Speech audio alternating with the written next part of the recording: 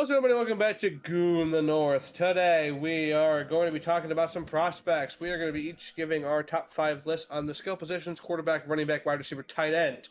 And we're going to each give our list, argue about why the other people's lists are stupid and dumb and stinky, why our list is the best. Yeah, we can't do a consensus because the episode would be 9 hours long, and we still wouldn't come to a can't do consensus. and we would at that point we would just give up. So Yep. I think at that point we would just give up and cry. But other than that, we're probably talk a little bit about college basketball quickly as we're in the heat of the tournament, and then talk about nothing else probably. I except for maybe might baseball. rant about baseball because I'm annoyed. Weird that you're annoyed about spring training, but we'll see. Not spring training, and but yeah, how you boys doing before we get into all that jazz? I'm doing all right. This might be the last episode of this podcast I record from this house. dude, There's a world same. where that's the Yeah. Miller, without going into too much detail, what would you say the probability of that is? I think it's like a 50-50. If it's not Okay. this, then like the next. By the time the draft rolls around, I'll absolutely be in a different place. Like that's a certainty. 100% guarantee. Yeah. Okay. We'll get new Miller football lore. He freeze for you too. Yeah. If not- there he is. He's back. I Well, his voice is. would say not next week. Yeah. Wait. Did something happen? You guys hear me? froze You for a froze minute. for It like was 30 really seconds. funny. We didn't hear anything. Okay. Did you hear any? You didn't Yeah. hear anything I said. Pretty much no. Yeah. Wonderful. I said like 50-50. At Yeah. the very least, I will. You cut off right after that. Yeah. Yeah. I will at least be in a new place by the draft. But almost certainly before. This weekend is the first weekend where it's like, a real Likely. possibility that we could be elsewhere. Yeah. Nice. Kind of depends Okay. on some deals are closing. We're in active negotiations with another team to Ye- get traded to a new abode. You heard it here first. Next week, Miller will be sitting right next to me, according to the podcast, That'd be nuts. in this room. I don't he want doesn't to know be it in yet. your room, man. Right? I don't want to be in your room with all the jaking you do and all the knighting your whisper. I'm good, man. Look at those Mm, cups in the yeah, background. How many man. other cups are there? I can see 3 already.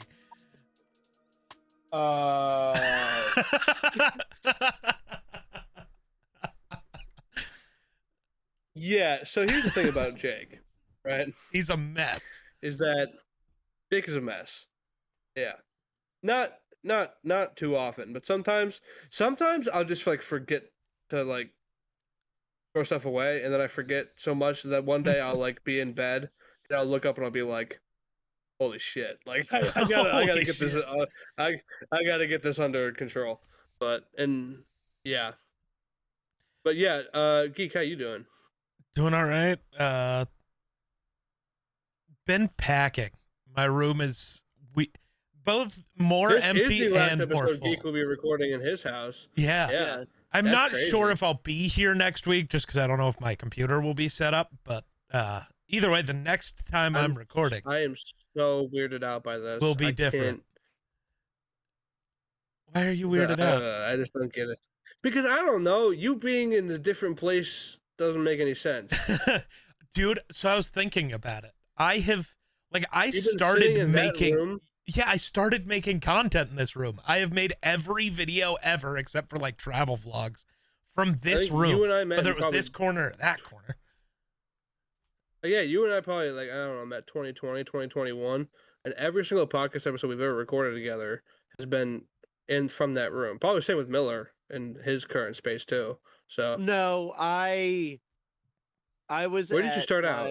My old house that got fucked up because of the what's it called? The people that sold us our house lied, and we ended Yeah. up having horrific plumbing problems that made it like unsalvageable. It was Ah. terrible. But yeah, I was there for I think the first year of knowing Geek and Yeah. you. Because I know I recorded a couple episodes of Scuffed As. but I with think you you might have from moved that into your house. current place prior to Run the North existing. Ooh, I think so. Now I don't know. Oh, I'm gonna pretty go sure, look. look. I'm pretty sure on that Run one. the North Yeah. might be entirely in this Yeah. current space. I'm pretty Yeah. sure the I'm the faux only one wood who's wall moved behind me. spaces. Yeah. Also big news. I'll be back in my old setup pretty soon here. Why? Really? Yeah. Oh, because my lease is up at my apartment, and so there'll be like a time period between moving into my next place. I'll be back at my parents for a bit Interesting. as I figure out where He I'm just wants to living fit next. He I knows will we're be. moving, so he wants to I'm move not moving around. to a different place. I'm just moving to an old spot that. Hey, listen, my old setup had better lighting. You should be thankful That's for fair. This is true. Bro needs to buy a Um, key light so bad. Listen, man. Here's the thing. Oh I fuck! don't know why I Hold don't. up. I don't know. I haven't. Can't lie. Especially yeah. so you One can bit. get a key light mini for like $50. These are incredible. You're moving. Just ship that one to me. No, because I still am gonna need it. I use it for travel stuff. Yeah. College basketball. I guess I'm gonna have to go on a monologue again because Yeah. nobody else is talking about anything. Had our first buzzer beater. Maryland had a buzzer beater over Colorado State, and everyone's talking about the travel. Shut up. You're a loser. You can't call it travel in that scenario. You just can't. Oh. What was it a travel? A gathering step. Maybe, I don't know. I just know that but saying Miller's that home pisses state people off. moves on. Miller's home state moves on, and this is crazy because when the tournament started, both me and Miller's home states had teams in the tournament, and now only Miller's remains because St. John's got absolutely railed by Calipari in Arkansas. So yeah, St. John's on them tough scenes. They had the 64th ranked offense in college basketball.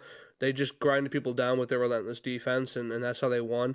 And then Rick Pitino, who's a Hall of Fame head coach, benched R.J. Lewis, their best player, down the stretch. They needed a three to get back in the game. He's the only player on their team who can shoot a three. Literally the only one, and Pitino sat him because he was 3 for 16 in the game. He was pissed at him. So part of me thinks that, I don't know, I love Rick Pitino. He's an awesome coach, awesome dude, but it was just weird to see him bench R.J. Lewis when they needed a three. He was the only guy who can make a three, and they sat him down. What else? Oh, Cooper Flag's back, and Duke is dominant again. They absolutely put the work to Baylor. So that happened. Not that anybody's happy about that, but it did. Ole Miss is a unit. Did not expect Ole Miss to come out the way they did. Texas A&M didn't really think they were as good as people thought they were. They fell flat against Michigan. Michigan is good. Shout out Nicole. They are better than I thought they were, and she told me they were, but I didn't believe her. So I still picked UC San Diego over them. So that's on me. My bad. But yeah, overall the tournament has been so chalk, dude. This is like the first time in however many years that no 13 through 16 seeds have moved down in the first round. And there are no, I think there's only like one double digit seed in the Sweet 16 with Arkansas. Yeah. I think Arkansas is the only double digit seed in the Sweet 16, which is crazy. I forget who Arkansas has to play. Is it Duke? Texas Tech. Texas Tech, yes. Arkansas is really good, dude. Calipari's a good coach. There's still a chance we get Arkansas, Kentucky for the national championship, and that makes me happy. Yeah. It's not likely, but could happen.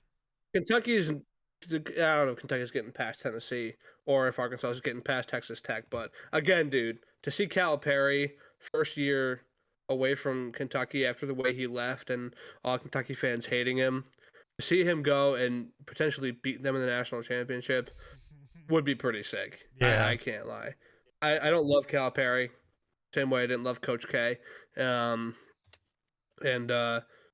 I mean, overall, Florida might be the best team in the tournament still. Auburn barely got past the 16 seed, but then kind of handled business. They got to play Michigan, though, which is going to be tough.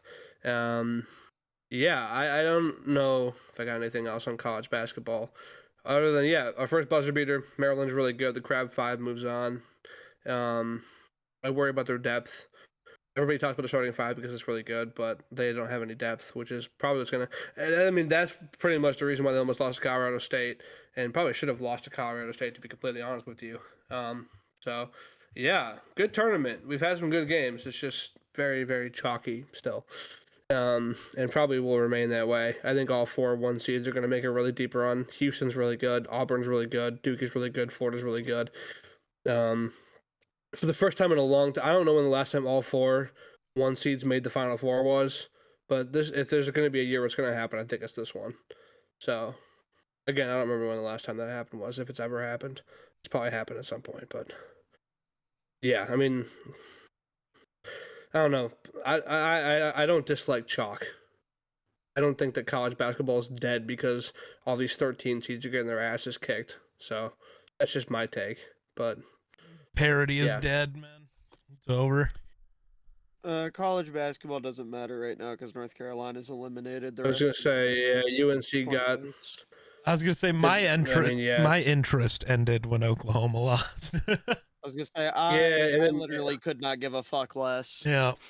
And then UConn lost, and Florida, and Dan Hurley was Dan Hurley and said a very stupid thing after the game because he's Dan Hurley. Danny Hurley, for you football guys, Dan Hurley is like a hybrid of Nick Sirianni and like early Saints Sean Payton as far as like his energy level and like the shit he talks. Is he also a cheater? That's my best comparison. He's not a cheater. He's actually like one of the best head coaches of all time and has won multiple national championships. But yeah, he's just kind of a dick. Like he's just an asshole on and off the court. Oh. So, yeah. Geek said that he's annoyed about baseball, which is weird because it hasn't started yet. Did you see the trade the Rockies made? Nolan Jones straight up for Tyler Freeman. Yeah. So I tried to justify it, right? I was like, fine. Nolan Jones was super injured last year, right? So maybe because the Rockies have, 4 really good outfield prospects, maybe letting Nolan Jones go means Zach Veen, who was just the team's spring training MVP, maybe that means he makes the opening day roster, right? No. You want to know who did? 35-year-old Nick Martini. Mm-hmm. He batted below the Mendoza line last year. He's making the opening day roster over the team's spring training MVP. The Rockies, I think, are the worst franchise in all of pro sports. I don't think there's an argument for anyone else. The Jays might be bad this year, but by Miller, golly, thoughts on worst? have a way more fun time than worst what? Worst franchise in all of sports. Thoughts? Browns. Rockies are worse. Are the Rockies paying $240 million to a sexual predator? The answer is no. Then they're not. The Rockies also hire another sexual predator at the same position who started meaningful games for them last year. No, they didn't. Oh, hold on. Mike Bibby did something. What did Mike Bibby do? Who was Mike Bibby? Huh? You don't know Mike Bibby? Why do I not know that name? The fuck is that? Basketball point guard, 14-year veteran from the Kings. Bald dude. Or like, was he bald or did he just have really short hair? My bad. Also, isn't there a story with him? There's a funny story, right? I don't know. He's just Sacramento State's basketball coach. I got a notification like 4 hours after the fact from Schefter. Or not from Schefter, from Shams. Yeah, baseball. Hey, listen, congrats to the Jays, man. Grapefruit League champions, baby. We are so back. The winners of the AL Spring I don't know what the Grapefruit League is. They're the winners of spring training. Them and the Giants. So I gotta see about getting tickets to opening day. Jays. The White Sox cut a guy who in spring training this year hit 400 with a 1.1 something OPS and 3 homers. I forget his name, but he got hurt and dislocated his thumb, And so they were like, screw You're you, done. you're injured. See ya. And they have 6 guys on their roster who are getting Tommy John surgery. and 3 guys who are on IL. And they cut the dude who batted 400 in spring training and has a freak thumb injury that would allow him to return this season. But they have guys who are already claimed out for the season who are still on their roster, who are probably not as good as him. So Chicago White Sox, welcome to poverty. Makes sense with the city they play in. So there it is. Listen, man, the Bears will be good, but the rest of the sports teams. Yeah. I want to. Baseball sucks, dude. I don't know. Yeah, they cut Brandon Drury. That's his name. Oh, Brandon Drury. He's still in the league? Yeah. Yeah, he batted 400 for them in spring training. Huh. Yeah. What? Why? I don't know why they cut him. I couldn't tell you. Or why he's still in the league. Jesus. Those are both. Whoa. Both good yeah, he was nuts, dude. Why would you? Mm-hmm. They're the worst. They're the worst. Them and the Rockies, man. Yeah. The worst baseball franchises out there. At least the Rockies didn't have the worst season in the history of the MLB, though. Well, technically, the White Sox didn't either. I think that still belongs to like the Cleveland Spiders in the 1800s. But there were less games, though. True. Plumbers. They had the worst baseball team in the 182 game era. Yeah. There it is. The Cleveland Spiders were the other team. Shows you what kind of impact LeBron has on a city. Exactly, dude. I don't think LeBron was around in the 1800s. They knew he was coming. They knew he was coming 100 years from then. They were in premonitions, and yet they still couldn't rise to the occasion. Mm-hmm. Notice how the Cubs were like really good 100 years before Michael Jordan was born? Probably true. Yeah, he's got us there. He doesn't, though. He does. Yeah, Cubs so good, the Cubs were good. Michael Jordan. Well, actually, like exactly 100 years before Michael Jordan is. Isn't that like when the curse started? Isn't Michael Jordan like? Maybe Michael Jordan caused the curse. No, the curse was like 1908, I think. Yeah, and Michael Jordan was born in 08. No, that was from 1945. Sorry, I'm a moron. Really? Why did they say it was like 100-year-long curse if it was 60? Well, 45 to 2016. I don't know. It's not 100 years. Not even kinda. I don't know much math, do you guys know what the curse was? I don't know. I don't remember, to be honest with you. During Game 4 of the 1945 World Series at Wrigley Field, a tavern owner named William Cianis, I'm not sure how to pronounce his name, brought his pet goat to the game, and the goat, named Murphy, was bothering the fans, so him and his goat were asked to leave. And when he was leaving, Cianis declared, "Them Cubs, they ain't gonna win no more." And he was right for 60 years. Guy. Stand up for your 70 goat. years. 71 years. A perfect example of standing up for your goat. Yeah. Also, notice how it's yet another goat linked to a Chicago franchise. There it is. All right, man. There's 2 of them.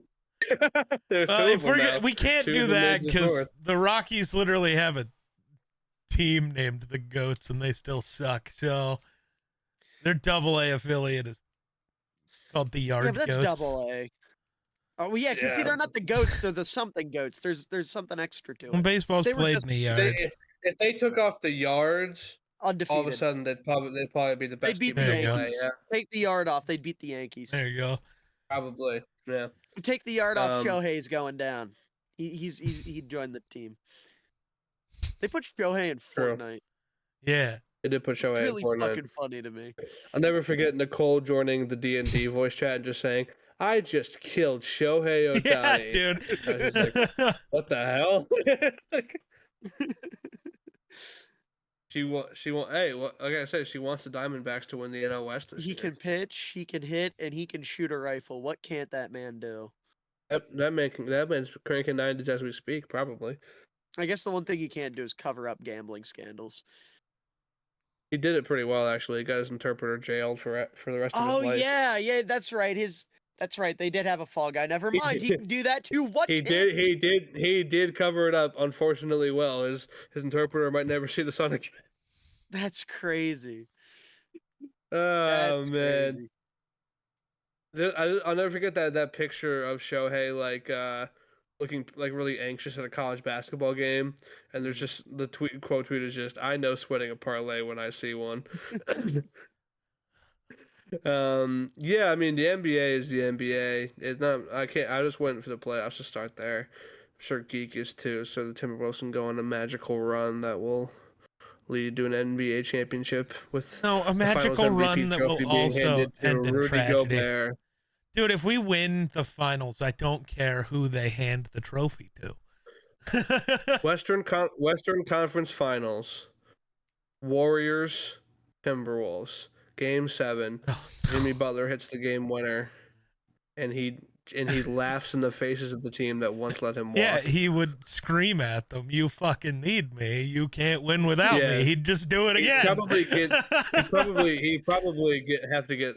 Yeah, and then I can't lie, Anthony Edwards would probably just fucking crash out and beat the shit out of him. Anthony Edwards would fully crash out. And it would be incredible. At least he's not Ja. If the Warriors play he won't pull out the blicky. True. If the Warriors play the Grizzlies in the playoffs and Jimmy Butler hits a game winner and starts screaming, John Morant might just shoot him. So that just true. Yeah. Once the NBA playoffs start, me and Geek will be yapping about those. Yeah. Not me. Raptors are terrible, but the Geek will have something to talk about. I'm sure. I'll have a sport to care about again. You will be moving to Canada in a few short months, and I can't wait for you to do that. Go win a chip.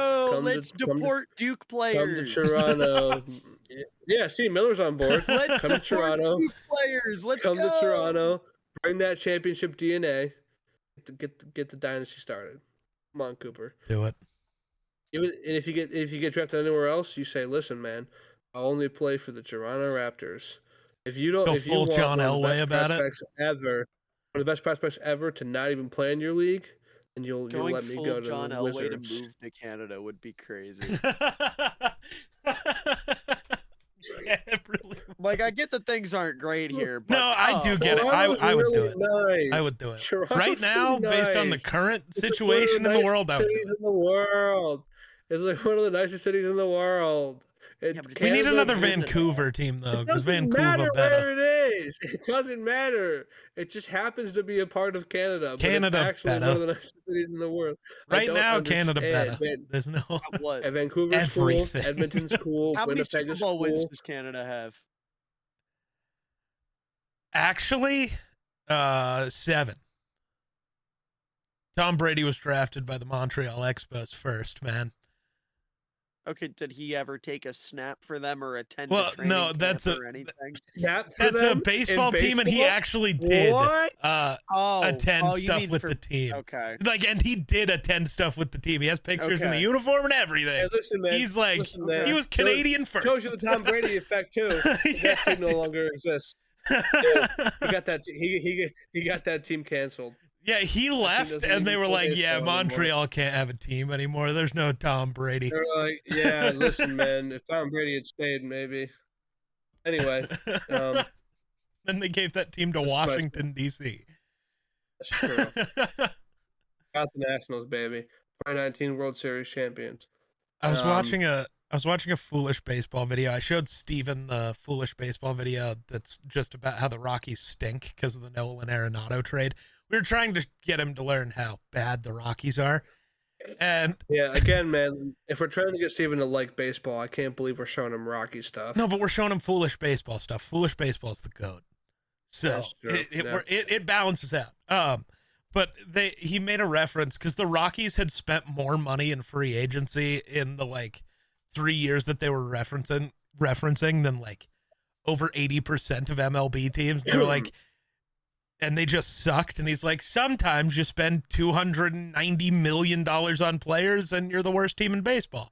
Sometimes you spend over $500 million on pitchers, and oh wait, that actually worked. Shout out the Nationals because they gave Scherzer and Strasburg and oh my God, who's the other guy? Fent Sr. No, Fent Sr. played his entire career in Los Angeles. He had pitched for the Diamondbacks. Oh, Greinke. No. Fuck. I need to figure this out. Hold on. Oh, it's that guy who can hit too. No. Shohei Ohtani. Yeah. No. It was. He does both. Patrick Corbin. I understand that he does both. Patrick Corbin. He's the only one I know that does both. Patrick Corbin. Yeah, that's it. Is he still technically in the league? He is. That's insane. Currently, no. Not really. There used to be a rule in the NL that they had to. Yeah. They would be the ninth hitter in every lineup, and they had to hit while they were pitching on the mound. And some of them could do well, and some of them couldn't. Like Bartolo Colon, which is like a 400-pound pitcher who smashed a home run one time. Jacob and DeGrom, stumbled around the bases. Who was the best pitcher in baseball, hands down. He won multiple games 1-0 because he hit solo home runs. He was his run support. He was the only reason his team won. Tragedy. The story of Jacob DeGrom is an absolute tragedy. Oh dude, he won a Cy Young Award for being the best pitcher in baseball, but his record that year was like 9-14. But he also allowed less than 2 runs a game. That's just how. There were multiple times his team lost 1-0 when he pitched complete games. Damn. He just got no help. Healthy Jacob DeGrom would be the best pitcher in baseball history. I was gonna say he's like he is the best pitcher of all time. He's just injuries. Yeah. Anyway, before we get into talking about our prospects, I've got my D20 here. Oh God. And I lost last week. And this is a good way to note. We don't talk about this, but I'm DMing my first ever one shot this Saturday in my IRL DMs, my IRL D&D. And I'm terrified because I just got no fucking clue what I'm doing. I told him he's gonna do great, and then he's gonna run a campaign for me, you, Sam, Eero, and Wonder. I would die. Any more campaigns. I would die. and the thing is, like, but Miller, think about how much that would annoy Jake. Get all the power gamers to do this. The way that my IRL D&D is doing, we're in between campaigns, and so we're doing a rotation of we're doing a rotation of DMs for one shots. At the end of every one shot, we all just roll a D20. Whoever rolls the highest is the next DM, and everybody else rolled, and the highest was like an 18. I was like, "Fuck yeah, I don't have to DM next week." You're gonna rolled a fucking nat 20. Yep. Oh my God. And that was it. And they were like, "Oh, guess you have to DM next week," and I was like, "Fuck." Anyway. By the way, real quick on the topic of D&D, we don't ever shout this out other than just mentioning it. But every Wednesday, you can find us 3 doing D&D on Geeks. Yup. That's true. We never shout that out. Also on the Geek Slays VODs, all of the VODs are up. Yeah, you can. Dude, go watch the episodes, dude. Yeah, watch us yell at Grayson for 4 hours as he tries to figure out what his character can do. It's insane how dumb that man is. Yeah. It's insane. I always think about how good his character would be if somebody else was playing. Yeah, dude. That's what I tend to think about. Paladins also have so much aura. He just has negative aura as a paladin. Funny. It's next level.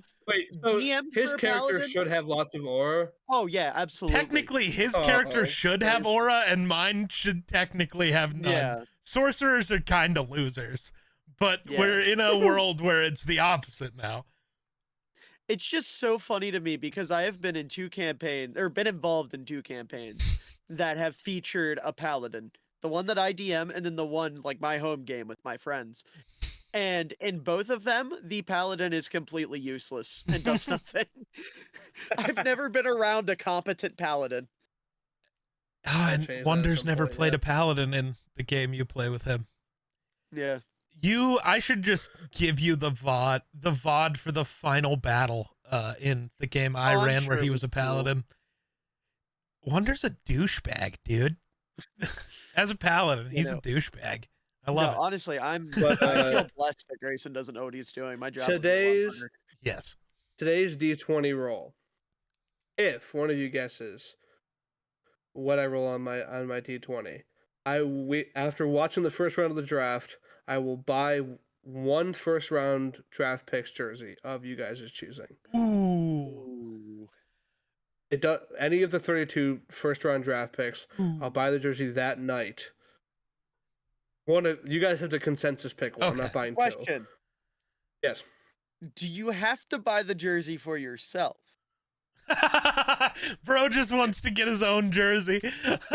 if you consensus decide that Miller gets the jersey and it's the Bears pick, I would consider. I think we'll have to. I think both of us will have to wait until after the picks. Here's what I'll do. Here's what I'm saying. Whoever guesses it, I'll buy a jersey for you that night that your team. Okay. Your team drafted. Okay. Okay. If one of you guesses it. All right. Here we go. And I've rolled 17. 14. Wait. So 14 and Geek said 17. Yeah. For 2 weeks in a row. I rolled a 17. Let's go! Damn. But Jake's gonna get really lucky though when the Vikings trade out of the first round. If the Vikings trade out of the first round, I'm a You're safe free, boy. man. You're free. You specified a first round pick. If I end up having to buy a Luther Burden jersey for Geek, that's a Vikings one, I'm gonna crash. Dude, I'm rooting so hard for a Mecca, man. I want a Mecca or a Mecca I would or feel gross picking that one too. Ohio State. Yeah, fair. Anyway, hopefully Geek will just forget about that. I will not. You won't. It's only internet forever, brother. It's also free stuff. I like free things too much. Free stuff is good, man. Free stuff is always it's good. for free, it's for me. Nobody's gonna get that reference. That's okay. Somebody might watching this video, and that would make me happy. Yeah. What position are we talking about first, Jakey boy? Quarterbacks. Oh, stinky. So we're all going to basically. I'm just going to say number one. I'll give my pick, and then in whatever order Geek and Miller want to go. Should we go 5-1? Yeah, we should probably go 5-1. Okay. Yeah. All right. So number 5 for old Jakey boy. My number 5 quarterback is everybody's favorite aura-filled white boy from Syracuse, New York, Kyle McCord. Kyle McCord is your number 5? Interesting. He is. Can't lie, I didn't watch Kyle McCord. He is also my number 5. I quite like Kyle McCord. Well, I didn't watch Kyle McCord, so you guys talk about a couple things on McCord. I love his poise. I think he's very good at withstanding the pressure. I don't know how much value you guys put in size for a quarterback, but he's got like a prototypical quarterback frame. He's 6'3", 215. Like I think he's got a really good size for it. Yeah, like assuming we're not talking about someone who's built like just to give an example from this year's class, like Dylan Gabriel, where he is short and skinny, that becomes concerning. I don't think it's a huge deal, but I agree. Like if you were to envision a pocket passer, Kyle McCord would be like the frame you would probably imagine. He's got good arm talent. I think he's capable of all the NFL throws. Which is why I like him. I think and also he's just, again, how much value you put in this, I don't know, but like he's got experience in pro style offenses in college. Ohio State and Syracuse, he was both in a very pro style offense. And so I think his ability to stand in and process the way that he's been able to at Syracuse and Ohio State, he had a very underrated season at Syracuse. There was one game against Pitt where he threw 3 pick sixes, which was bad, but like overall, he had a really underrated season at Syracuse. He was actually very good. And he wasn't bad for Ohio State. Like, he wasn't, like, the guy to get them over the hump, but, like, he was not bad for Ohio State by any means. As far as a couple weaknesses go, he's not athletic. He just doesn't move very well. Doesn't have playmaking ability. And he's just, he's young. He's a draft prospect, so we can say this for maybe any of these quarterbacks, but he's just not consistent enough. to really trust him any higher on this list. I think he's got some serious consistency issues. See the Pitt game where he throws 3 pick sixes. Like, it's just sometimes it's there, sometimes it isn't for him. A big part of the reason why he didn't get Ohio State over the hump when he was there. So I don't know if you got anything to add about McCord, Miller, but I kind of just ran through everything. My bad.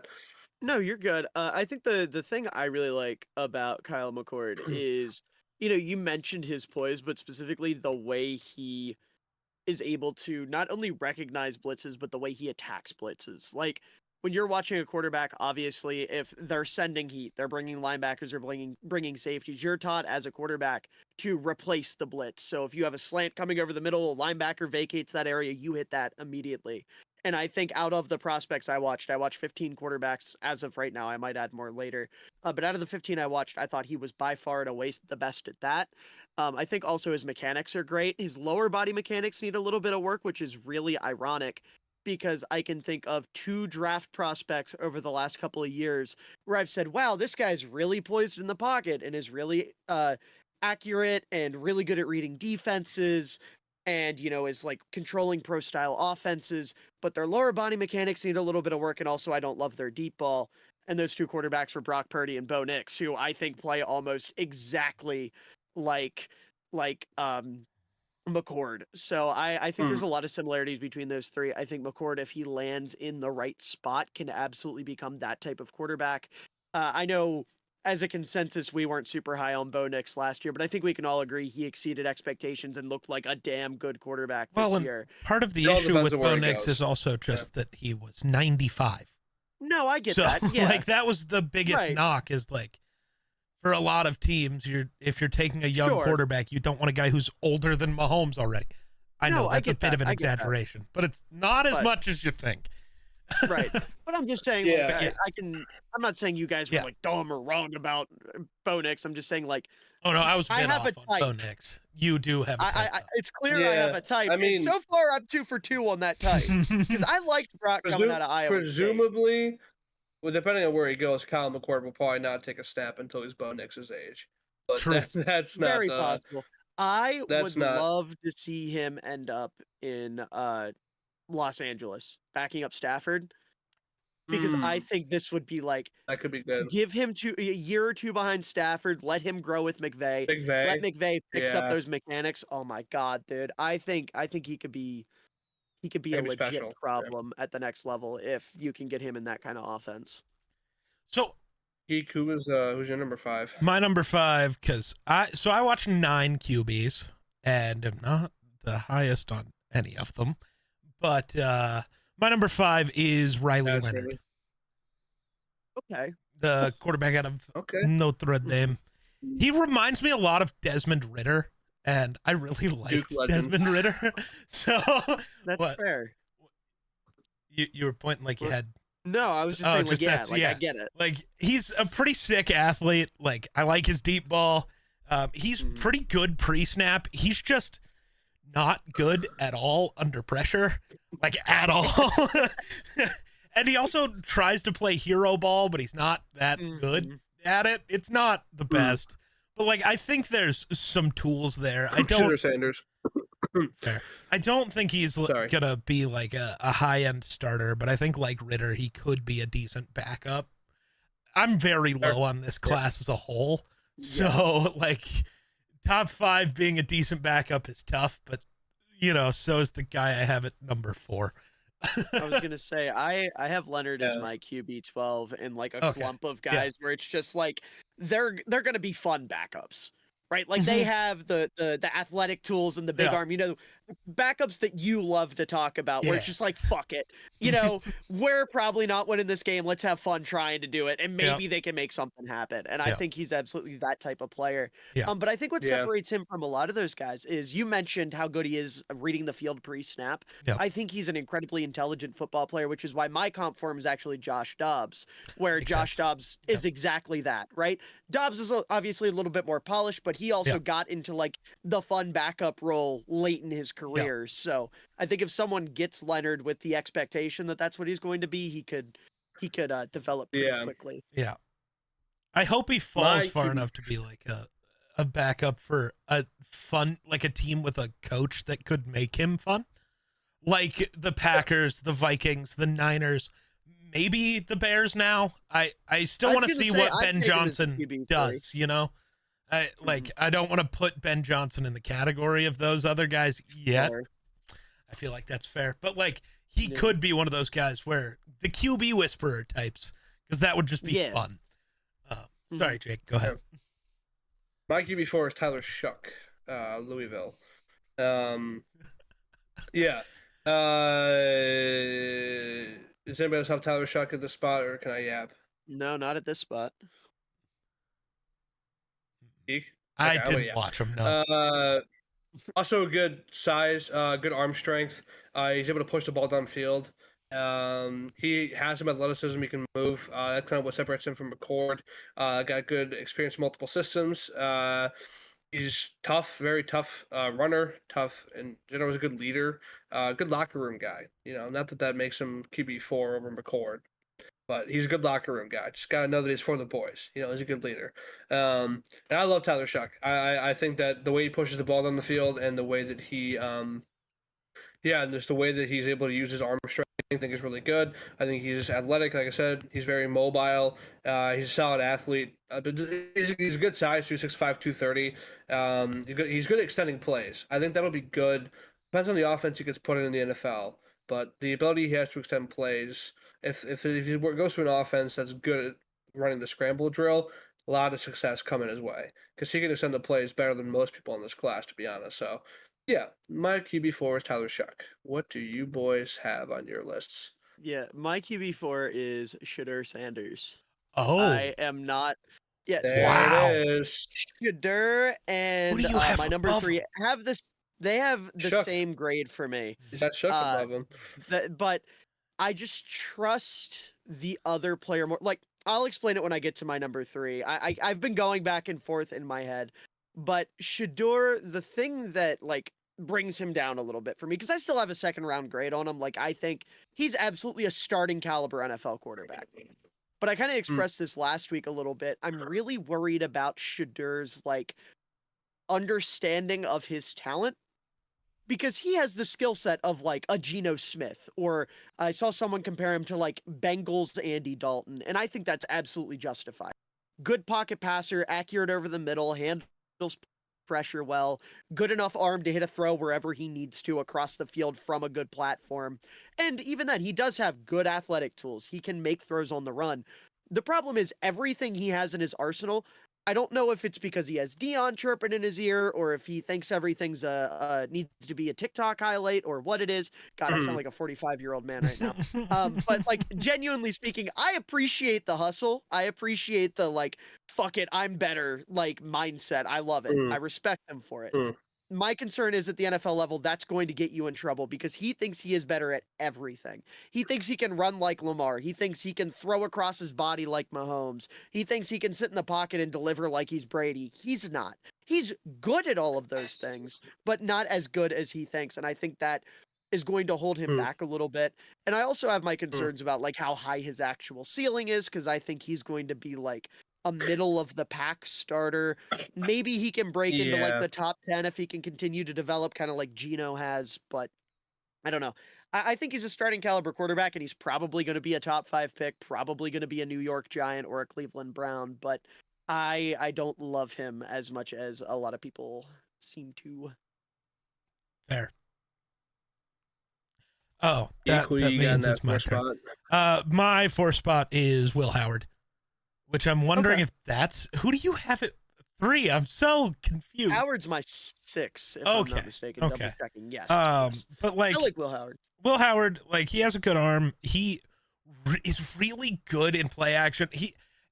Watching him really did remind me not of college Sam Darnold, but like this year's Sam Darnold. Yeah. So like, because he's able to manipulate the secondary when he's not locked on his first read, which is something he does a lot. Like, I like lots of things about him. But like, physically, he's not great. Like, he's not a super athlete. His mechanics aren't the best, which that's kind of where the similarities to Sam Darnold aren't great, because Sam Darnold, like, mechanically is really good. But yeah, liked Will Howard more than I thought I would. I still am not super high on him. I think I have like a 3rd round, 4th round grade on him. I gotta look at how my numbers work. Yeah, 3rd round grade on him. But comping him to Sam Darnold means, again, in the right situation with the right coach, I think he could be really good. He just needs that situation, and I don't know where he's going to get that. I do think Seattle picking him up late would be the most interesting. But that's my 4. Yeah. I like Will Howard. Yeah. I think he's a nice like draft and stash type of player, which kind of sucks because he's already 23. But I see the vision with him. Yeah, for sure. My QB3 is Shedeur. I mean, I don't, not much else to say besides Miller. I have all the same concerns about him. I think he's very good at processing the field. He's quick with that. I like that about him. I mean, he's got a good. I mean, he completed 74% of his passes this past year. You know, like he's very accurate and he's poised in the pocket. Got good ball placement. I did see. This is just funny when I was looking at I was comparing my notes to other people's notes on Shedeur Sanders, and a couple things stood out to me. One guy was like, the main reason why I would draft Shedeur Sanders, his leadership and maturity. And I'm like, I don't know about that. I don't know about that. And then the other thing that stood out to me is somebody comping him to Joe Burrow. And saying he was a mix of Joe Burrow and Dak Prescott. Which I don't know how you guys feel about that, but in a weird way, maybe I'll tell you guys my comp later, and because I feel like the player I have him comped to is kind of that. I thought Joe Burrow and Dak Prescott mix was funny, so I wrote that as my comp in my notes. That's fair. A Joe Burrow Dak Prescott mix is just Joe Burrow with almost the same mobility. I feel like it's just Joe Burrow. Yeah. Like, is that just worse Joe Burrow? Or are we just downgrading Burrow? It's just like elite to good. Yeah. That's just so. Okay, should people forget that Burrow can move? Like, is that what happens? Do people forget Burrow can run? Shedeur Sanders is Joe Burrow if he was 15% worse at everything. Yes. He's diet Joe Burrow. I can get behind that. I think there's definitely some similarities there. But so my QB3 is Shedeur. So I'll let somebody else go. But yeah. Yeah, my QB3, as Jake already said, is Tyler Shough. Really? He is my favorite quarterback in this class. If it I'm gonna was have to watch another quarterback. If it was not for his injury history, he'd be my QB1. I think he is the best, most developed passer in this class. I think in terms of being able to see the field pre and post snap, the way he is able to stand poised in the pocket, everything about his game is incredible. And he's another guy, the big thing I liked about Bo Nix last year was the amount of command he had at the line. Like, he had the full playbook, every check, everything at his command. And Shough had the same thing. He had all of that at Louisville, which was awesome. Jake mentioned good build, good under pressure. Really, really fun player to watch. The only things I'm worried about is obviously the medicals. But he has this there's a term for it that I'm not thinking of. But you guys know how there's some quarterbacks where as the game goes on, as they get hit, they become visibly shaken. And everything falls apart. Like, there's some guys that they just have that tendency. Shough has that to an upper degree, to the point where it's like he gets PTSD. I think it's just because of the injury history. He's literally shook. Yeah, for lack of better words. Yeah, he literally gets shook. Like, I can't remember who it was against, but Louisville's O-line was awful. Like, it was downright terrible. He had guys in his face. It did not have a good O-line. Yeah. And there were games where in the third, fourth quarter, he just looks like a different quarterback, where his mechanics would fall apart. He would make bad decisions just because he was trying to get the ball out as fast as possible. So I don't love that, obviously. But if he can end up he's going to be very situational, where he is either going to be out of the league very quickly because he's old and banged up, or someone is going to land him have a good offensive line, be able to start him either day 1 or year 2 when he's 26, which is the other reason he's not my QB1 is he is already 25. Yep. And an old again, this is like my Knicks take last year. People weren't quite as high on Knicks because of the age. This is similar, just with also some medical red flags. But I like Shook a lot. I think, like I said, he is the most developed, polished passer in this class. I think his mechanics are incredible. I think his accuracy is incredible. I guess he could throw with anticipation better, would be the only other thing I'd say. But other than that, I think he could be a starter in the NFL day 1 if he landed in the right spot. Geek, what about you? My QB3 is Cam Ward. We've talked about how I don't like Cam Ward. I don't think he's like the worst quarterback in this class, and I do think there is a path to him being very good. I just think out of these guys, out of the guys I have in the top 3, he's the one that's going to require the most work, and to me that means he requires going to a spot where I trust whoever is going to develop him, and the odds are he's going to the Titans, and he is not going to be a good quarterback. If he goes to the Titans, I have no faith. That's not going to go well. Maybe that's just having no faith in Callahan, but I feel like if Will Levis got worse with Callahan than he was the year before, I don't feel like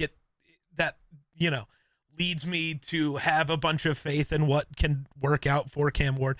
But like, Cam Ward's arm is awesome. He's able to improv super well. I just don't like his mechanics at all. I hate 90% of what he is, and you have to rebuild that. And I don't know. I don't trust most teams to be able to rebuild a quarterback's mechanics. But I think if he can go somewhere where they can, I think out of these teams that were kind of predicting a quarterback to go to early, I kind of do think the Browns would be the best place for him, because I have a bit more faith in Stefanski than most of these other options. I also think falling and the 49ers just, going, we don't want to pay Purdy. I think that would work pretty great. Just because Shanahan, this isn't Purdy hate. This is just, at some point, a team eventually will not pay their quarterback, because eventually teams are just going to have to reset the market the other way. And I'm not saying it will be the 49ers, but it's possible. Yeah. But I don't hate Cam Ward. I think a big part of it is the whole extra nonchalant thing. Yeah. When you look like you don't care about football, I have no faith in you fixing any of your issues.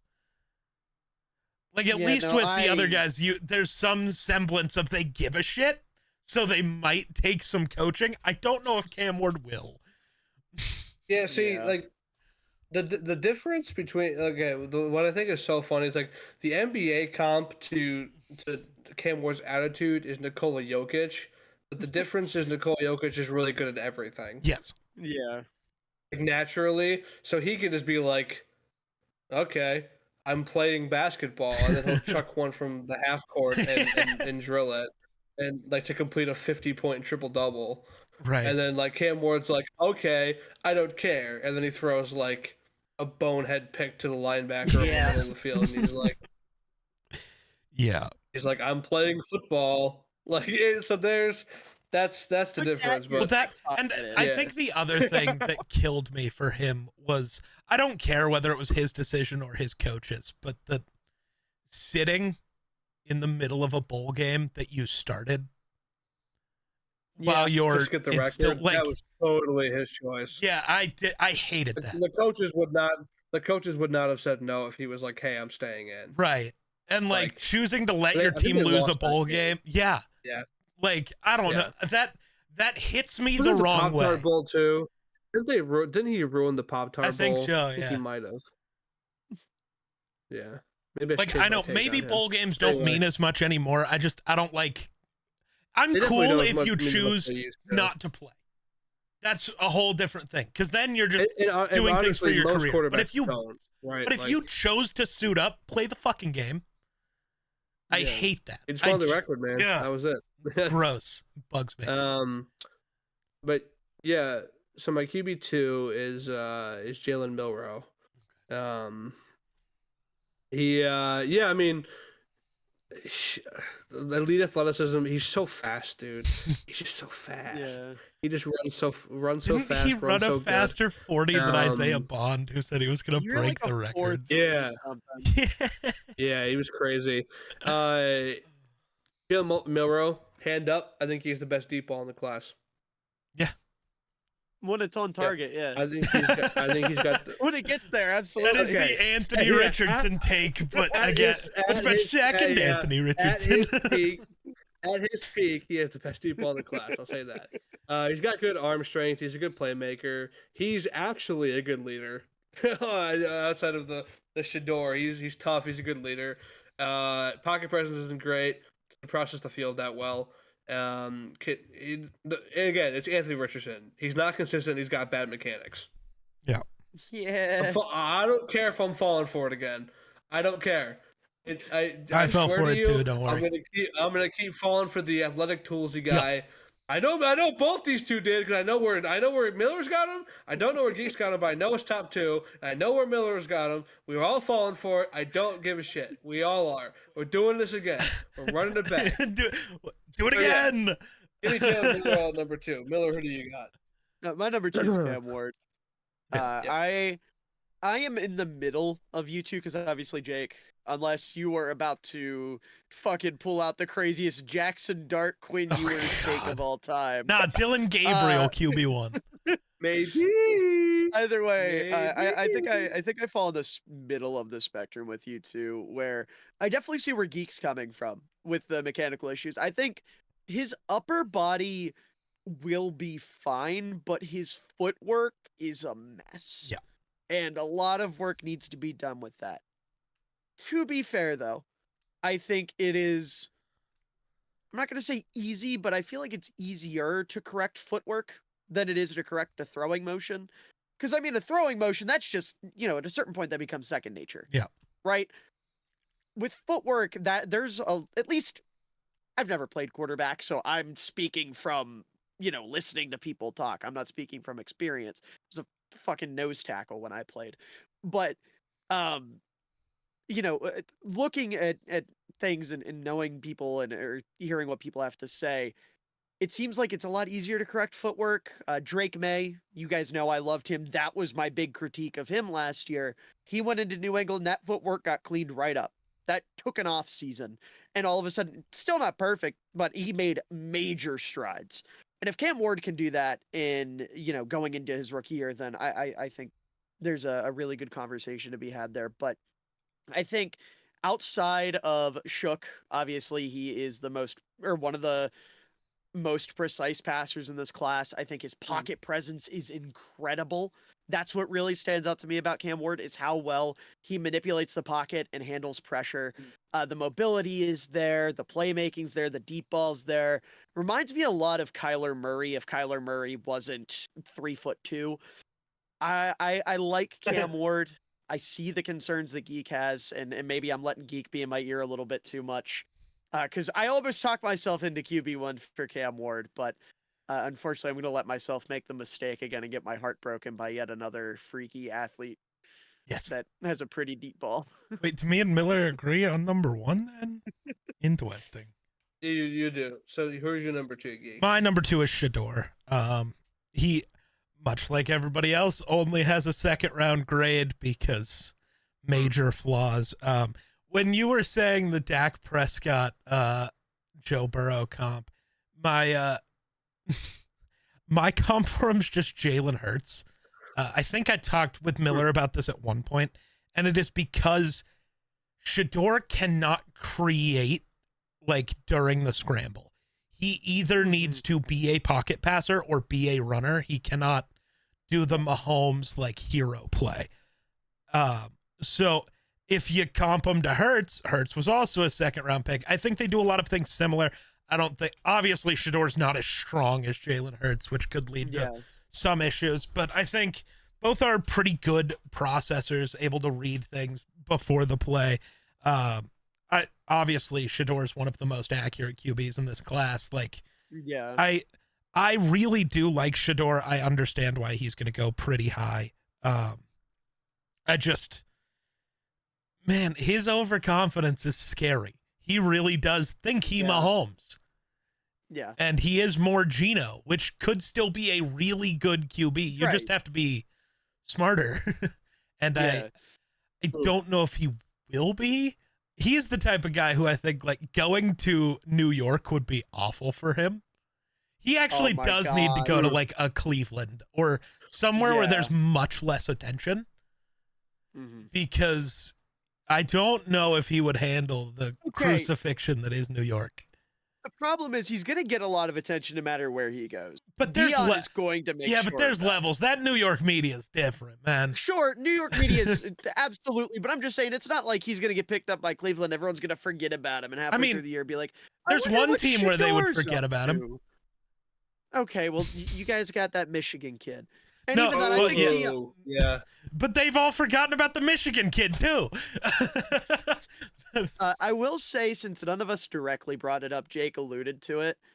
Yeah. I will say, like, hand to God, one of the big reasons why I put him below Shook is because of him throwing his offensive line under the bus. I think that is the worst thing you can do as a quarterback. I don't, even if you're correct, I don't care. Don't say like, I will say, to his credit, his offensive line was bad. Yeah. And the game he was referring to was not his fault. But you don't say that. You don't allude to that. As a quarterback, you are the leader of the team. Yeah. When anything goes wrong, it's your fault. Whether it's true or not, you take that blame. And this is coming from, like, I know there will be people in the comments that are like, well, why are you talking about quarterbacks? You're a Bears fan.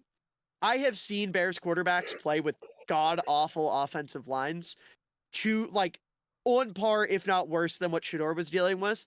Not say a word. Yeah. Justin Fields never threw his line under the bus. Caleb hasn't thrown his line under the bus. They just don't do it. Yeah. All the best quarterbacks in the league, they don't throw their line under the bus. Not great quarterbacks. Sam they Darnold never did it. No, because the second you throw your line under the bus, they stop blocking as hard for you. Right. The second it's not you do like that, it's after you got hit. After like the Tampa Super Bowl or even this previous Super Bowl, Mahomes got to the podium and was like, well, I mean, if I could get a fucking block, maybe we would have won the game. Right, exactly. Yeah. And I'm sure that I want to say too, like, I'm sure that'll be fixed. Like, sure. I think that can be fixed. My running theory, and I'm sticking with this, is he's just got Dion in his ear way too much. Yeah. And I really think when he gets to the NFL, he his needs coaches a are little going to bit be like, you need to separation. fuck off. A little bit of separation. I was going to say, you have the Shedeur bias the same way I do with Cam Ward because of a singular thing he did, and it's just like, I can't get over this. I hate it. Yeah. Well, I get it. I wouldn't be as upset with Shedeur if it was like, I don't want to put this. I don't want to say if it was a singular incident because he hasn't done it multiple times, but the way he plays kind of feeds into that same idea of like, I can do no wrong. Yeah, that's fair. So, yeah. Oh my God, I just realized Shedeur plays like someone using Geno Smith in Madden. That's the best way to describe it. He plays like that kid who joins your Madden league and is like, they think Geno is Mahomes and they auto roll play and try crossbody throws and shit. That's what Shedeur is. Fair. Yeah. And my QB1 is Cam Ward. We've talked about all these quarterbacks endlessly at this point. So yeah, good arm strength, a good arm talent. As somebody put it in one of the reviews I wrote, his arm talent is like has the potential to be like Aaron Rodgers-esque, like kind of the way that he releases the ball and just with how talented he is. I think Kurt Benkert said that. I think a couple of guys who've been watching him have said that. Not that Kurt Benkert's a trusted source, but I read that other places. But people are saying that he's got Aaron Rodgers-esque arm talent, which I actually agree with. I watched Aaron Rodgers play a lot of football games. I can see the vision with that. His release is like a quick snap of the wrist, like Aaron Rodgers is. He throws the ball like Rodgers does, which a lot of the quarterbacks now have grown up idolizing guys like him, so it makes sense.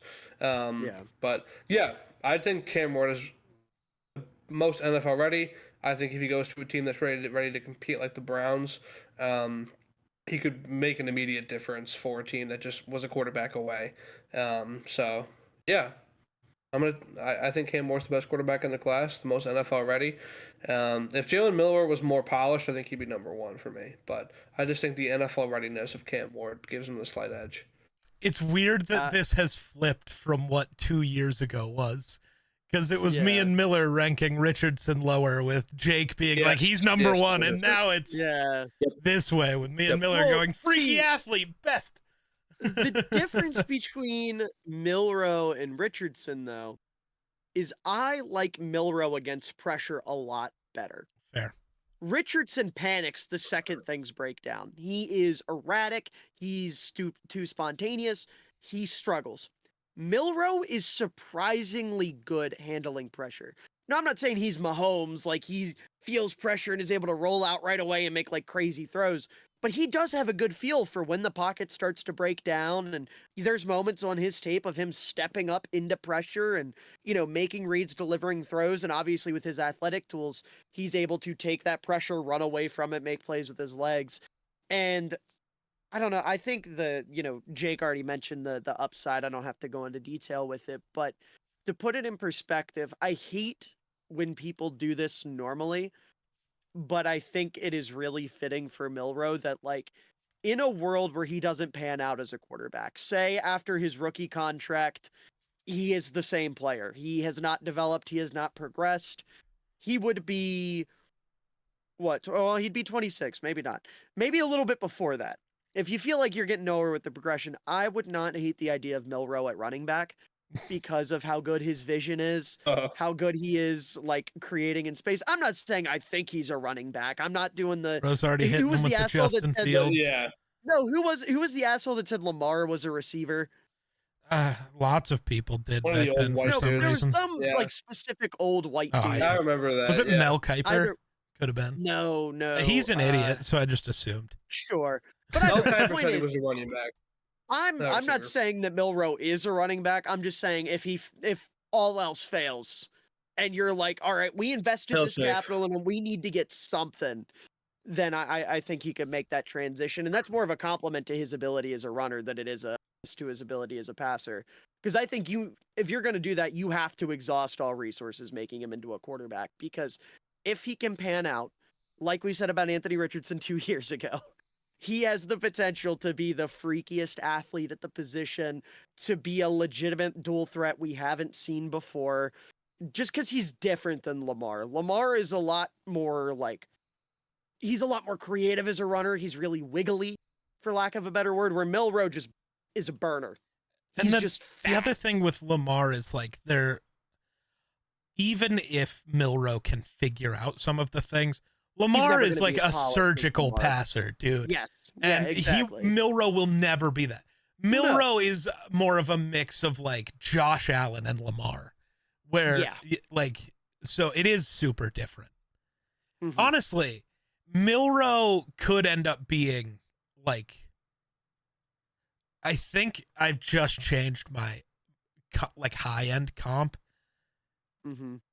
That would just be Mike Vick. Yeah. Like the super arm, super speed, but not super great at the intermediate and short game. But if he can figure out, even if he can just truly figure out the deep ball, he'd be as dangerous as Vick was. And that was pretty nuts. See, I think the real thing here is, if I take back my running back comment, I've got a better idea. If Milroe can't pan out as a traditional drop back passer, whoever drafts him needs to adopt the wing T and then run the triple option with Jalen Milroe. There you go. That's true. San Francisco. Your move, Kyle. Your move, Kyle. But yeah, I also have Milroe as my QB1. McCaffrey, Juszczyk, and Milroe. Game over. After all that shit I talked on Milroe after the Oklahoma game, still having him as my QB1 is so. I was like, that game might make you undraftable, and I'm still sitting here he's my favorite QB in this class. Yeah. That game is atrocious, though. That is one of the worst games I've ever seen a quarterback play. Before we move on to running backs, which are our next position, shout out Kobe White, because he dropped 37 today, led the Bulls to a win over the Nuggets. Just putting that out there. Kobe White masterclass to beat one of the best teams in the league. Did you see the stat line Giddey had that everybody was talking about? Like, it was a historic stat line because he had like 15 points, 14 rebounds, 17 assists, 8 steals. And like, so the actual numbers were kind of funny, but every comment is like, really? Under 18. Yeah, everything is under 18. So funny. Yeah. I laughed way too hard. Real quick, before we move on to running backs, are there any other quarterbacks that anyone wants to bring up? Honorable mentions? I think Jackson Dart sucks. Yeah. Jackson Dart sucks. I think Jackson Dart, like, high end, is current Carson Wentz. See, my high end for him is current Derek Carr. So, I feel like that's kind of close. Let me rephrase that. I think his high end is like not peak Derek Carr, but remember there's a couple years after his injury when we were like, I swear Derek Carr's still good. Trust me. Because peak Derek Carr was an MVP candidate. We can't. There's a couple years like after peak the fact. Carson Wentz. Oh, so I guess the couple years after the Carson Wentz injury. Yeah. It's the same thing. There is somebody that I would like to shout out. Okay. Shout out to our boy in Indiana, Curtis Rourke. Now, Rourke, a 70% completion percentage passer, led the FBS in quarterback rating. Doesn't turn the ball over. I like his accuracy. I think he throws with good anticipation. Decent arm strength. Shout out Curtis Rourke. Jake, do you want to know my comp for Curtis Rourke? That'll probably tell you how I feel about him. Sure, go for it. Big Aiden O'Connell. Well, seeing how I feel about Aiden O'Connell, as we've discussed, maybe that's a good thing. Who knows? Right, exactly. Anyway, shout out Curtis Rourke. He's my juiced up white boy. That's fair. He's my Drew Lock. I have a Drew Lock comp on somebody who most people are McCord. Drew Lock is a good McCord comp. Those guys play pretty. Those guys are. Okay. So, did you guys have a comp for Quinn Ewers? Quinn Ewers? Okay. So I lied. Derek Carr was my Ewers comp. Gotcha. They are okay, yeah. And then Drew Lock was my Jackson Dart. Hey, whoa. No, that's valid as hell. Jackson Dart will never have the 6th most efficient game in NFL history. Ever. Never. He'll never even come close to that. He won't throw a game when I love that that's what you hang your hat on is one singular good game. Because that's all Drew Lock will ever have is a good game and a good throw. No. Listen, his Roman Empire quarterback has one, man. He has that. I have the Mitch Trubisky 5-touchdown game against the Buccaneers. Exactly. Yeah. Like Sorry that you don't have one. I do though. Sorry that you don't have a Roman Empire good game. Well, see, that's because Teddy Bridgewater actually had like a year. He had an entire good year. I hope Denver Mitch has a couple games. And then he also had good games later. He also had the greatest Cinderella run ever in New Orleans. That 8-0 while Drew Brees was out. That was incredible. You know what? I hope Denver goes away. I hope you move there. They just move it over there. Yeah. Why don't we just take Denver and all of a sudden Denver's on the East Coast. What are you gonna do? Oh God. Exactly. Denver's in New Jersey. Denver's in Jersey. You still moving there? No. Still moving there, buddy? No. Overnight, he wakes up to the smell of salt watter. Oh. Fucking New Jersey. That'd be incredible. Within 2 months of Denver moving to New Jersey, we would get a Bo Nix gambling scandal in Atlantic City for sure. Oh goodness! Well, but we could run the north from Atlantic City. What are the odds we have the same top 5? Run the north for live from a blackjack table would go crazy. Not the same order, but the same top 5. We might. Before we move on to running backs, though, I do want to shout out Max Brosmer. Did either of you guys watch him? No. Minnesota's quarterback. Minnesota kid, right? I watched him. Yeah. Wow. I love Max Brosmer. He's my other my guy for the quarterbacks. I got my first taste of him against Penn State, and I you did tasted not like him? him. Good for you, man. Oh. Did I say that out loud?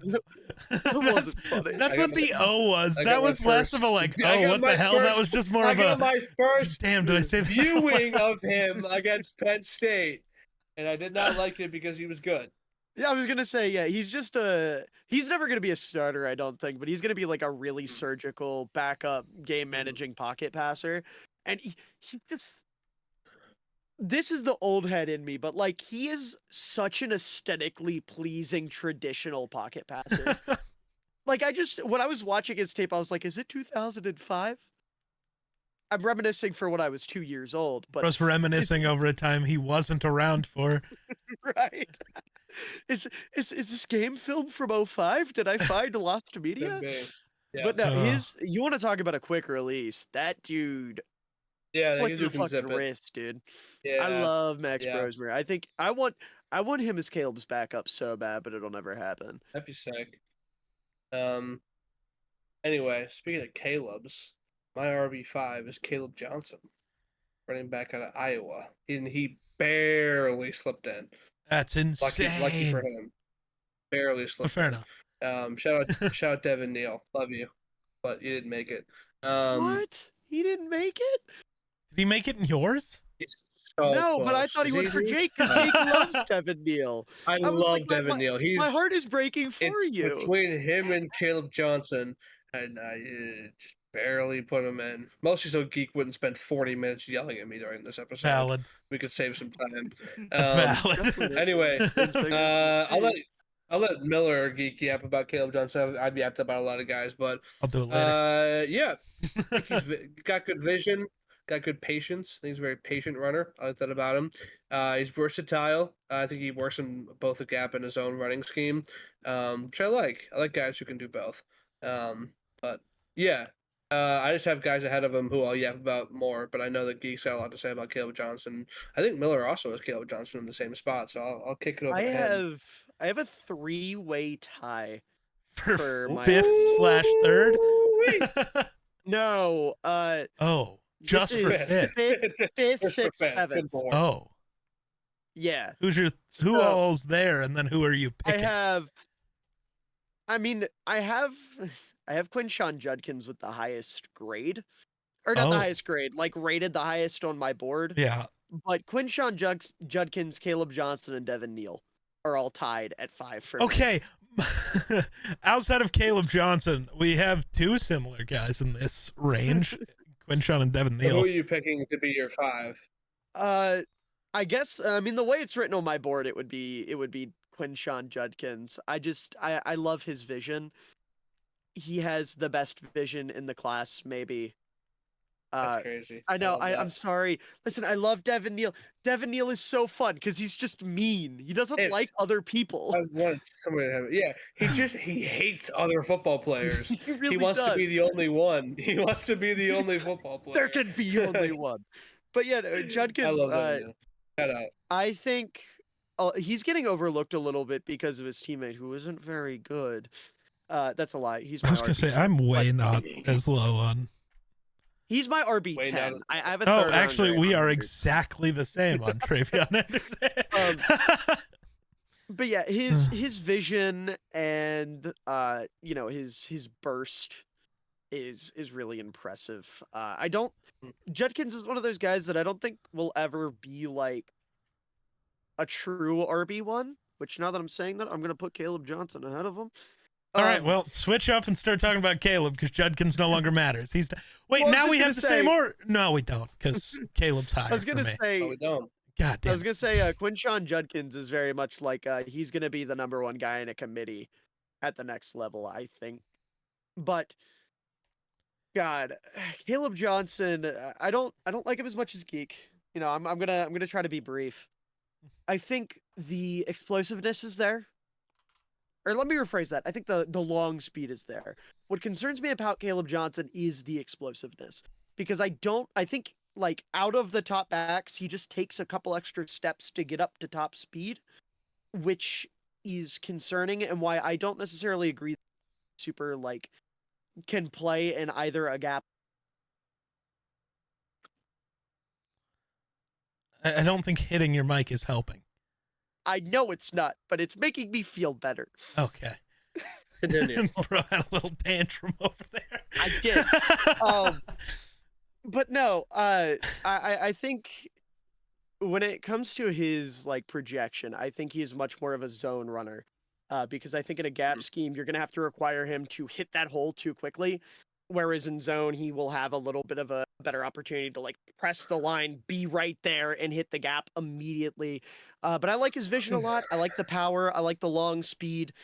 I understand why Geek likes him so much. I just, for once, I have to be the party pooper, unfortunately. Who's number 5 for you, Geek?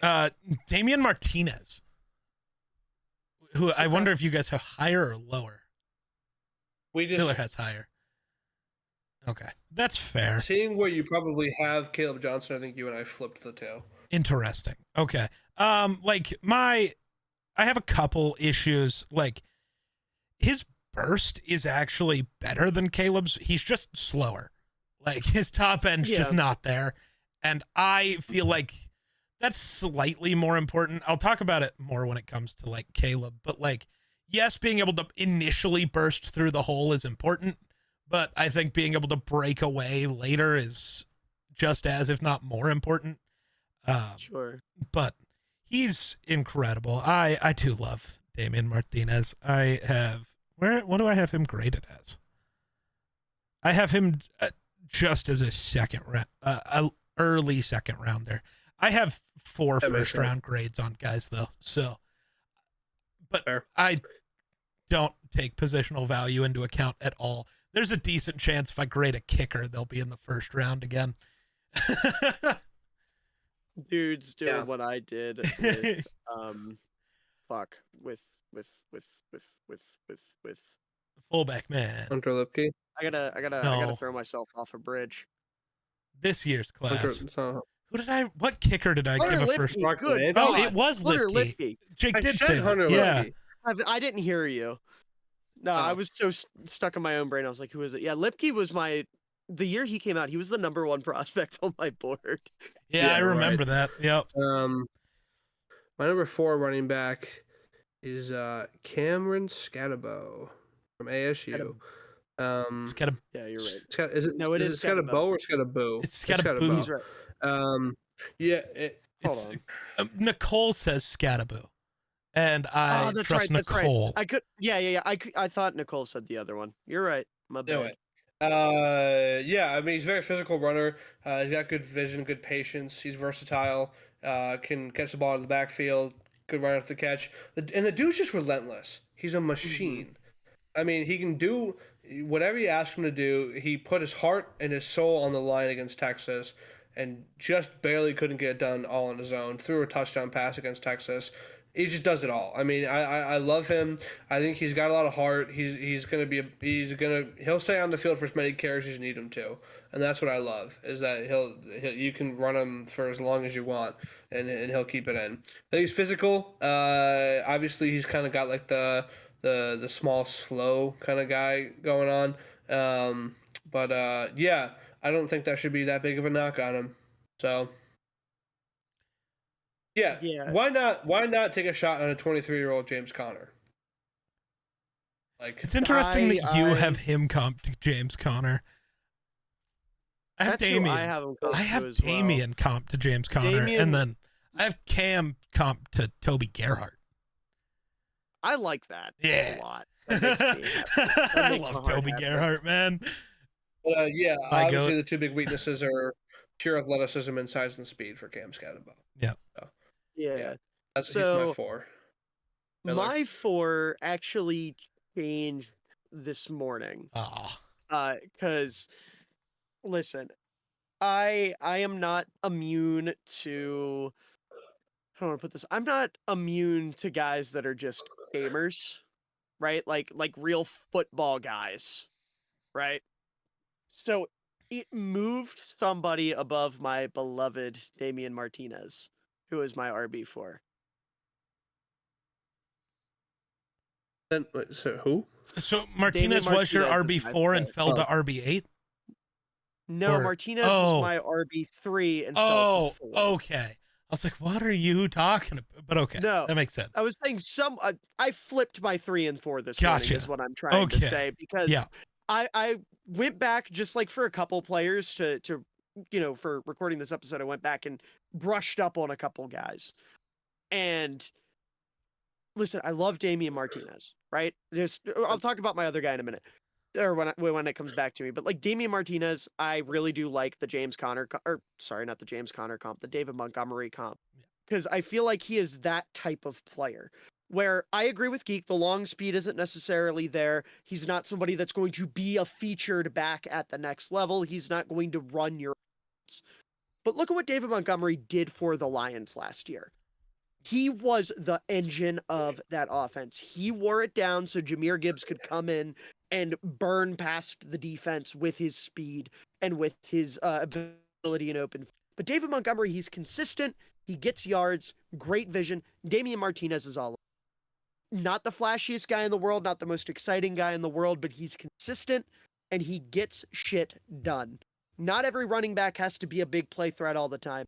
Sometimes you just need to say, all right, 1st and 10, we want to make it 2nd and manageable, and then 3rd and manageable. Give it to this guy, 5 yards, just over and over and over.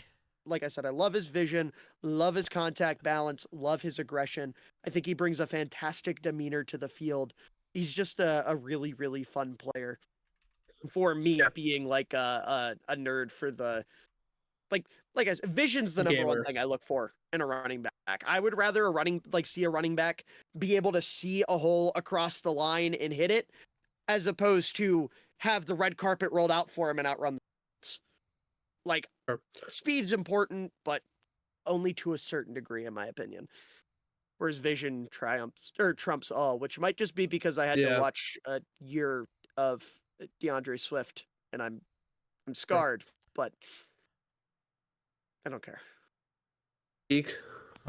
I was coming up with a reason for Martinez to fall, which could have been the DUI thing, but apparently he never actually got charged. He just got arrested. He got arrested and then everything got dropped. So yeah. Like it wasn't even like a plea deal situation. Right. They just, I guess they were wrong. So apparently they just smelled pot in his car.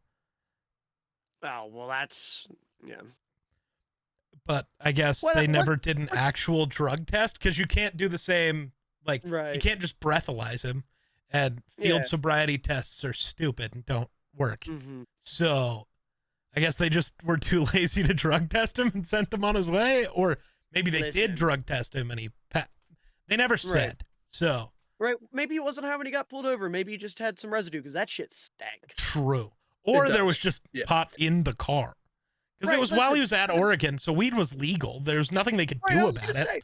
I'm not gonna fault a college kid for smoking a legal doobie if he wants to do that. Unless he was driving while he was high, then I'm gonna fault him. Sure, different, but we cannot confirm that he was. Right. Yeah. My 4 is also Cam Skattebo.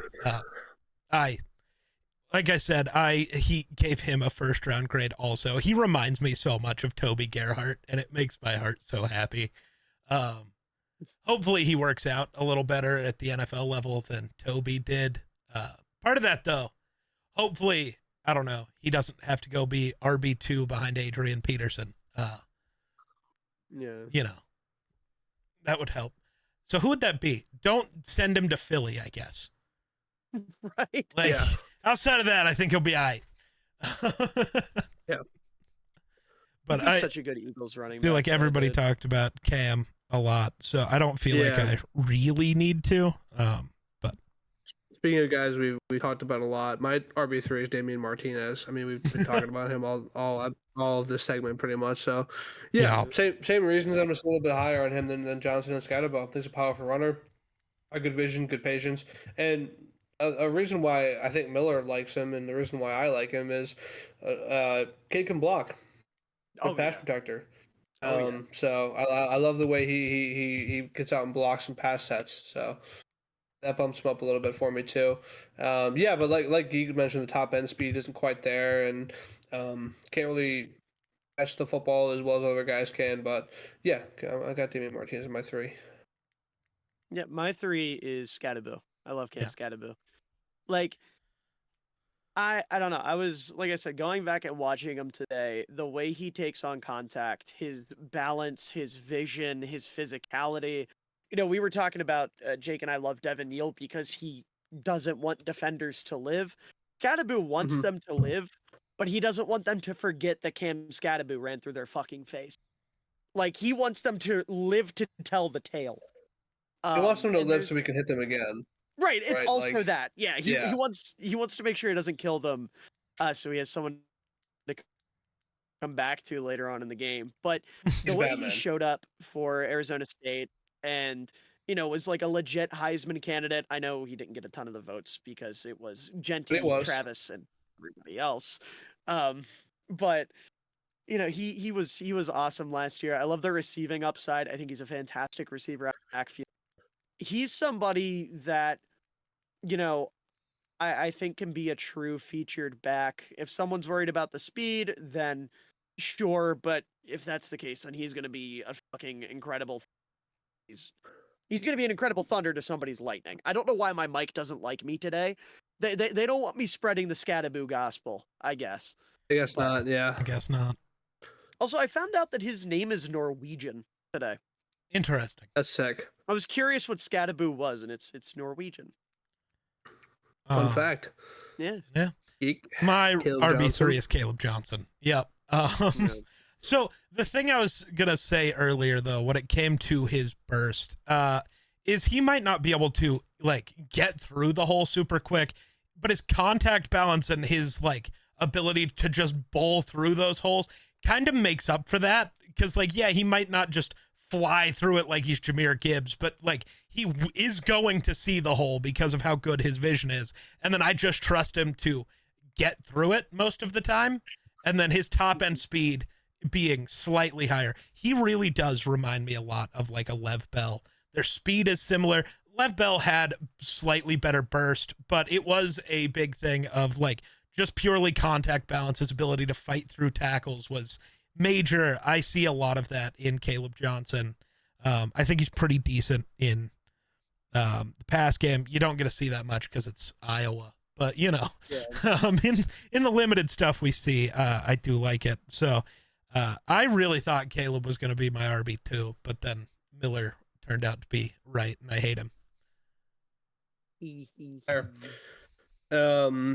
My RB2 is Ashton I'm just kidding. My RB2 is Omarion Hampton, and all of our RB2s are Omarion Hampton. Yes. I would guess, unless anybody's really low on Genty for some reason. My fun comp for him, and you guys can crucify me for this, I do a lot of D'Angelo Williams.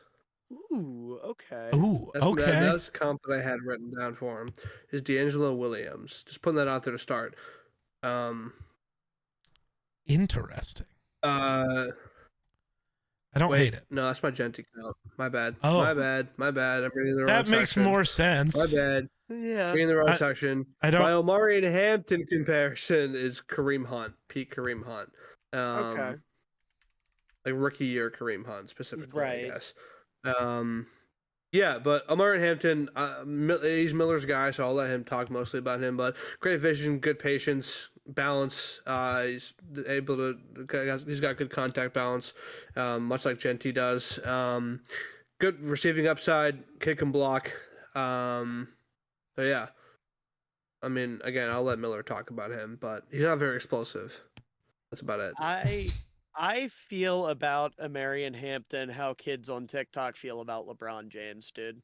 I love Omarion Hampton so much. He's such an aesthetically pleasing running back. My comp for him, because I adore this comp, because I think they run so similarly, is Zeke. Okay. But like Ohio State, rookie year. Ezekiel Elliott, like peak Ezekiel Elliott. But what fascinates me about Hampton is he has this facet to his game that there's just not a lot of backs anymore with, which is the way he can adjust his stride. Because you watch him like in the backfield when he's trying to pick a hole or trying to buy time, he keeps his stride length very, very short so he can make his steps, excuse me, choppy and keep things close quarters. And then as soon as he explodes through the hole, he looks slow in the open field because he switches to this beautiful, majestic, long striding. I'm trying to think of guys in the league right now that Joe Mixon is a good example of a guy who. But when you pair the ability to switch that up with legit long speed, ran what, a 4.46, legitimate power, hates defenders just as much as Scattaboo and Devin. He's incredible. He is the full package. Like, just looking at my notes here, the only thing I'm really worried about with him is sometimes he's a little bit too much of a loose cannon. Like, there's a lot of times where he'll just try to jump somebody in the open field and he'll get the, like, do you guys remember Vernon Davis on the Washington Commanders against the Bears where he got caught in midair and slammed to the ground on the sideline? Yeah. There's a lot of plays where he, like, puts himself in position for that. And it's like, okay, Marion, listen, you are 220 pounds. Just put your shoulder down. You do not have to. It's not that deep right now. Live to fight another down. But no, I love him. And he is one of my favorite running back prospect I've ever watched. I don't think he's as far off from guys like Genty and just going off of what I've watched, because I didn't watch I didn't get to watch Saquon in college. Right. I can't tell what my mic is picking up and what it isn't. This is so frustrating. About 50-50 at this point. You might just have to go turn off the stupid like background noise suppression thing. Fuck. Either way, but we'll deal with that in a minute. Yeah. Point is, I don't think he's that far off from like some the top end running back prospects that have come out recently with Genty, with Bijan. I think my like, RB3 since all of us have been like since the start of this podcast. I agree wholeheartedly. But also, I think Caleb's my RB4 since then. So I don't know. Yeah, no, I adore Marion Hampton. He is incredible. Let me put it this way: on my draft board currently, I have 3 running backs in my top 10. I love all 3 of these guys like so much. Yeah, so Geek, you're also a Marion Hampton at 2. Yeah, my comp for him is just a different Cowboys running back. DeMarco Murray. Yes. Very like a very similar thing. That's why the Cowboys drafted Zeke mostly, is he just filled the exact same role. But I just feel like, I don't know, for some reason watching him, my brain went to DeMarco instead of Zeke. I never thought about Zeke. I guess I just don't think about Zeke a lot. I didn't think about it until I was watching his highlights with my dad. Because my dad, he doesn't watch college football. He doesn't watch prospects, but he gets really like curious about running backs because that's what he enjoys the most. We've talked about that before. And I showed him one run of Amari and Hampton. It was a break-off touchdown, like a breakaway touchdown. And he was like, that kid runs exactly like, what's his name from Ohio State? Kid that got drafted real high. I was like, Zeke? And he was like, yeah, that one. So I went and I had on my monitor side by side Zeke and Hampton, just highlights running. And I would switch back and forth, like, jolt my eyes. And they look almost identical. Sorry, I didn't mean to. That's fair. Jump you there. But no, you're good. My mic's kind of working. I don't have that much. I mean, this was your guy. I was going to let you talk about him most. Yeah. But yeah, dude, Hampton's great. I hate that I like him more than Caleb, but I do. He's just so good, dude. Yeah. He's just so good. He's going to be a top 10 running back by the end of his rookie year. I think maybe, yeah. And then RB1 in the class, no doubt about it. Ashton Genty, Boise State. What? You guys have Genty? Yes. Yeah. Oh, fuck. I have DJ Giddens. Oh, sure. There's just so much to say about him. Dude just never goes down. It takes as many hits as he wants and doesn't go down. Great contact balance, good vision, good patience, receiving upside, durability. I mean, dude, 37 carries against Oregon State. Never missed a beat. The same guy he's always been. 30 plus carries in like half of his games this year. He just never sort of drop off in performance. He actually gets better as he, carries the ball more. So I mean, he's just ridiculous. There's nothing I can say about it. What are you gonna say? He can't block. Ooga booga, I was gonna say, to me, he really only has 3 actual flaws. He's kind of undersized. He got used a lot in college, which, like, as a running back, that does matter. But like that, and then maybe not for kind him. of ball security. He is super durable, so it might not matter, or it will, because like running backs are weird. Look at Le'Veon Bell. It didn't matter until suddenly it did. So, to be fair, the Steelers were running him more than even Boise ran Ashton. The bro is getting bro got 500 touches 3 years in a row. That's not normal. No, they tried to murder Lev Bell. Yeah, but no, Genty's incredible. My comp for him's Maurice Jones-Drew. Just a speedy little bowling ball. Like I said, mine's DeAngelo Williams. Yeah, I have mine as Maurice Jones-Drew with a jetpack. Fair. I think he's incredible. I mean, it's so boring talking about Genty at this point because, like, we know. We know. Yeah. Yeah. Yeah. Yeah. But that's gonna bring us. Anybody have any guys at running back? I mean, we're already running long. Oh yeah, it's gonna run long. Anybody have any guys at running back? Yeah, the kid from Rutgers. Hold on, let me. Oh, Kyle Monangai. Monangai, yeah. Oh my god. I love Kyle Monangai. Reminds me a lot of Bucky W. Irving in the best way. He is so fun. I'm also RJ Harvey pilled. I think RJ Harvey's a lot of fun. UCF kid, right? Yeah, not kid. That guy's like, he has a mortgage, man. RJ Harvey is old as dirt. I know. That's fair. And I also really like Brashard Smith at SMU. I like him a lot more than I thought I would. Converted receivers usually aren't my speed, but yeah, he can hoop. My guy for the RBs. Only reason I'm doing this is because I won him the Heisman in college football 25. Corey Kiner out of Cincinnati. Fun running back, small, speedy dude, very elusive, just a very fun. Give it to him and watch him blast off kind of guy. So I haven't watched him. Yeah, give me Corey Kiner. And the only reason I watched him is because of that. Jaden Blue's also really good out of Texas. Jaden Blue's exciting. Take a look at Jaden Blue if you haven't yet. I like Jaden Blue. He's an exciting running back prospect for like the mid to late rounds. Definitely a good pickup for a team that's already got a solid committee. Yeah. Out of the guys I've watched so far, anything else? I don't think you guys are gonna agree, but I loved Dylan Sampson and Donovan Edwards. Weirdly, Dylan Sampson reminds me so much of Devon Achane, whatever. Just like, it's weird. But I don't think he's gonna actually end up as like good overall as Achane, but like the just super speed, like useful receiving back type mold, I think he's great. What are you huffing about? No, I didn't. Oh, you went intentional. like you're annoyed with me. No. Yeah, Geek, shut up. No. Yeah, I get it. I have him comp to a different Miami running back. He reminds me of Jalen Wright. I like him as feels much. like it's the same mold. I was gonna say it's the same player, but that's just me saying I don't like him as much as you do. I guess if we're being serious about it, but that's fair. I don't know. I think he's fine. I think he can be electric. But I also have Donovan Edwards comped to a Miami running back.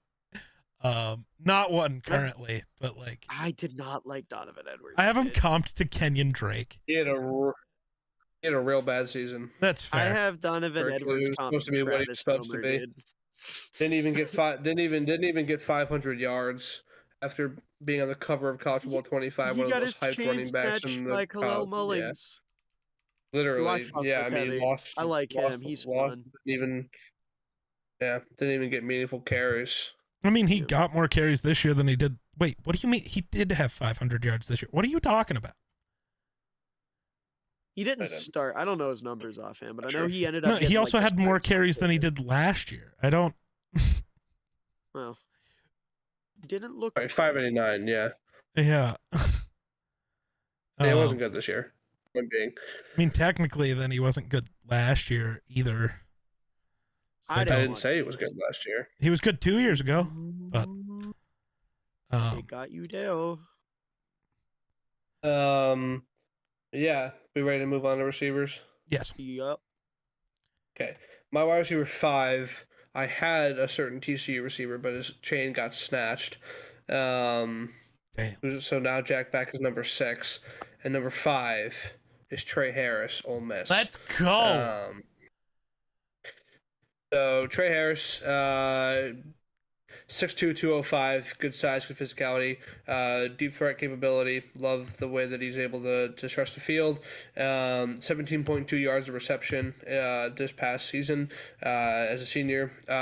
Proficient in contested catches. Love the way that he goes up and gets balls. He's not very consistent with his route running. That's a weakness. And he's also injury prone. So praying that goes away at the level, next level. But I got Trey Harris number 5. So, Miller. Quick question before we do that. Did you guys rank Travis Hunter also as a wide receiver? I don't have him as a wide receiver because I ranked him in both. I was just curious because if I'm not gonna, I just didn't know whether I should include him or not. I'll have him on my corner list, but not my receiver list currently. So should I not include him here then, and that just slides a couple people up? I'm cool with that. I'm cool with that. Do you? I was gonna say, it is March 25th, and I have not watched a minute of Travis Homer tape, or not Travis Homer. Yeah, I haven't watched any Travis Homer tape either. Good. Travis Hunter. I'm sure you haven't. Don't. Travis Hunter, I haven't watched. That's what I meant to say. Yeah. My comps to Trey Harris are Michael Gallup and Cedric Tillman. Okay. Those are the ones I can come up with. I have a Cortland Sutton comp on Trey Harris. I like Trey Harris. I don't hate that either. Mine's another Ole Miss guy. But this is just maybe. AJ Brown? No. Oh, I was going to say. Not DK either. He was just the first Ole Miss receiver that popped into my head. No, that's the bad one. Yeah, Laquan, dude. He reminds me so much of Laquan Treadwell. Okay. Oh my god, what I thought Laquan Treadwell would be, not what he actually was. Like what I thought he would be, and so yeah, because who's your 5, Miller? My 5 is Jack Besh. I love Jack Besh. I have him as my. How you pronounce it? Okay, it's known. Depending on whether I have Travis Hunter on the list, because in my rankings he is. So with Travis Hunter, Beck's my Besh, whatever. He's my 7. Without Hunter, he's my 6. Am I crazy? I don't know. I just assumed it was Beck. So did I, but hold on. I'm double checking. According to LSU Sports, did he play at LSU? He did. He did? Okay, yeah. Yeah, they say Besh. Okay. So. Okay. No, anyway. Yeah. I think Besh, much like who my number 4 is going to be, is just one of those guys that is going to be super consistent for a long time. I love his route running. I love his nuance. I love his spatial awareness. Tough at the catch point. Good athleticism. Who's your comp? My comp for him? Puka. Oh, okay. I saw that a lot. Well, you got to remember, I also loved Puka coming out. Yeah. I wasn't. Yeah. I wasn't as high on him as I should have been, but I did really like Puka, and so Besh. This is the best way I can put it. I wanted to be higher on Puka, but that was the first year I scouted, and I was scared to go against the consensus too hard. So I was like, okay, everyone thinks he's like a 6th round guy. I'll put him in the 4th and call it a day. Even though I wanted to say Puka was like a round 2 guy. Yeah. Besh is me making up for that mistake because I think there are so many similarities between these two players. Besh is, like I said, sure-handed guy, really good ball tracker, physical at the catch point, knows how to use his frame, has good catch radius. I mean, he has it all. Yeah. I'd like to see his routes get a little bit crisper, but other than that, I think he is going to be a very, very good wide receiver too. at the next level. I really, really like Jack Bech. So my comp for him was just Adam Thielen. Yeah, because I see that. Like, yeah. Absolutely. I can see that as well. Yeah. I think same like profile of player. Yeah. Like a versatile slot Z type that just wins. And if he's your wide receiver too, you have maybe the best receiver duo in the league. Like that's just how it goes. Who's number 5, Geek? My number 5, same as you, because I'm just not going to include Travis, would be Trey Harris. My Laquan Treadwell comp. Yeah, I loved Laquan though, so I don't know. He's a great tracker. His body control's insane. He's great at the catch. But do you have a first round grade on Trey Harris, Jake? Yeah. Late. Yep. I also do. I have it depends on I guess it depends on how high other teams are on other receivers. Right. Because if like Luther Burden drops into like the 20s, there might not be room for Trey Harris to go. Sure. Well, and just because he's graded there doesn't mean he'll go there. Like, look at Cooper DeJean. I had him graded as the best prospect in the class. I have him as a late first round, minimum early second round grade. Yeah. I don't think he should be taking any lower than that. Yeah. My number 4 receiver is Emeka Egbuka at Ohio State. Great route runner. He's savvy. Short and intermediate areas, obviously, that's kind of his specialty. Great hands, good ball skills. He's also, it's hard to, I guess it's hard to say this with receivers, or like for sure. He's very smart. He's got a high IQ. Yeah. Like he knows where to run. He reminds me of Keenan Allen in the way where like he just knows how to like find the open spot in the zone, like very savvy, very smart. He's also versatile. He can play outside, I think. I think you could comfortably put him outside. But he's also a very good slot guy, right?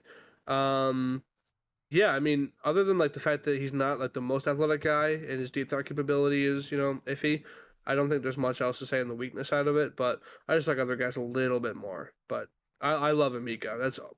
I got 5 guys with first round grades. All 5 of these guys are first rounders for me. So give me Emeka. I was gonna say Emeka is my 4 too.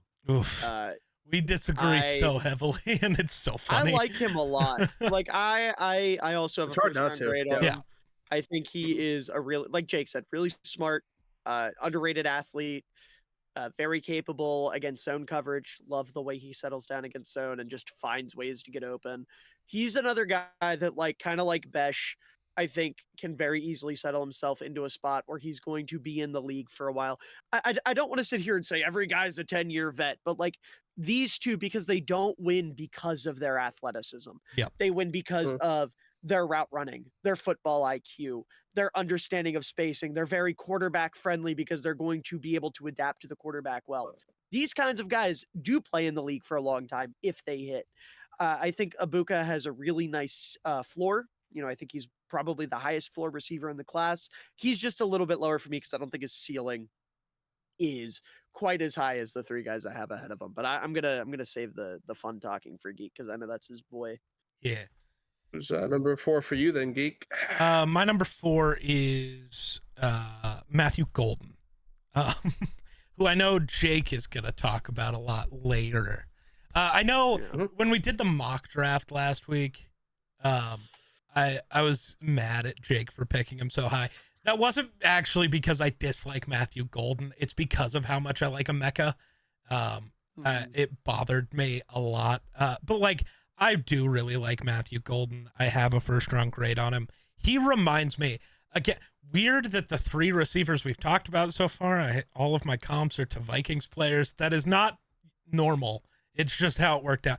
Because Matthew Golden just is thick Jordan Addison. Like, he's just a thicker, like, Jordan Addison type. Everything they do is very similar.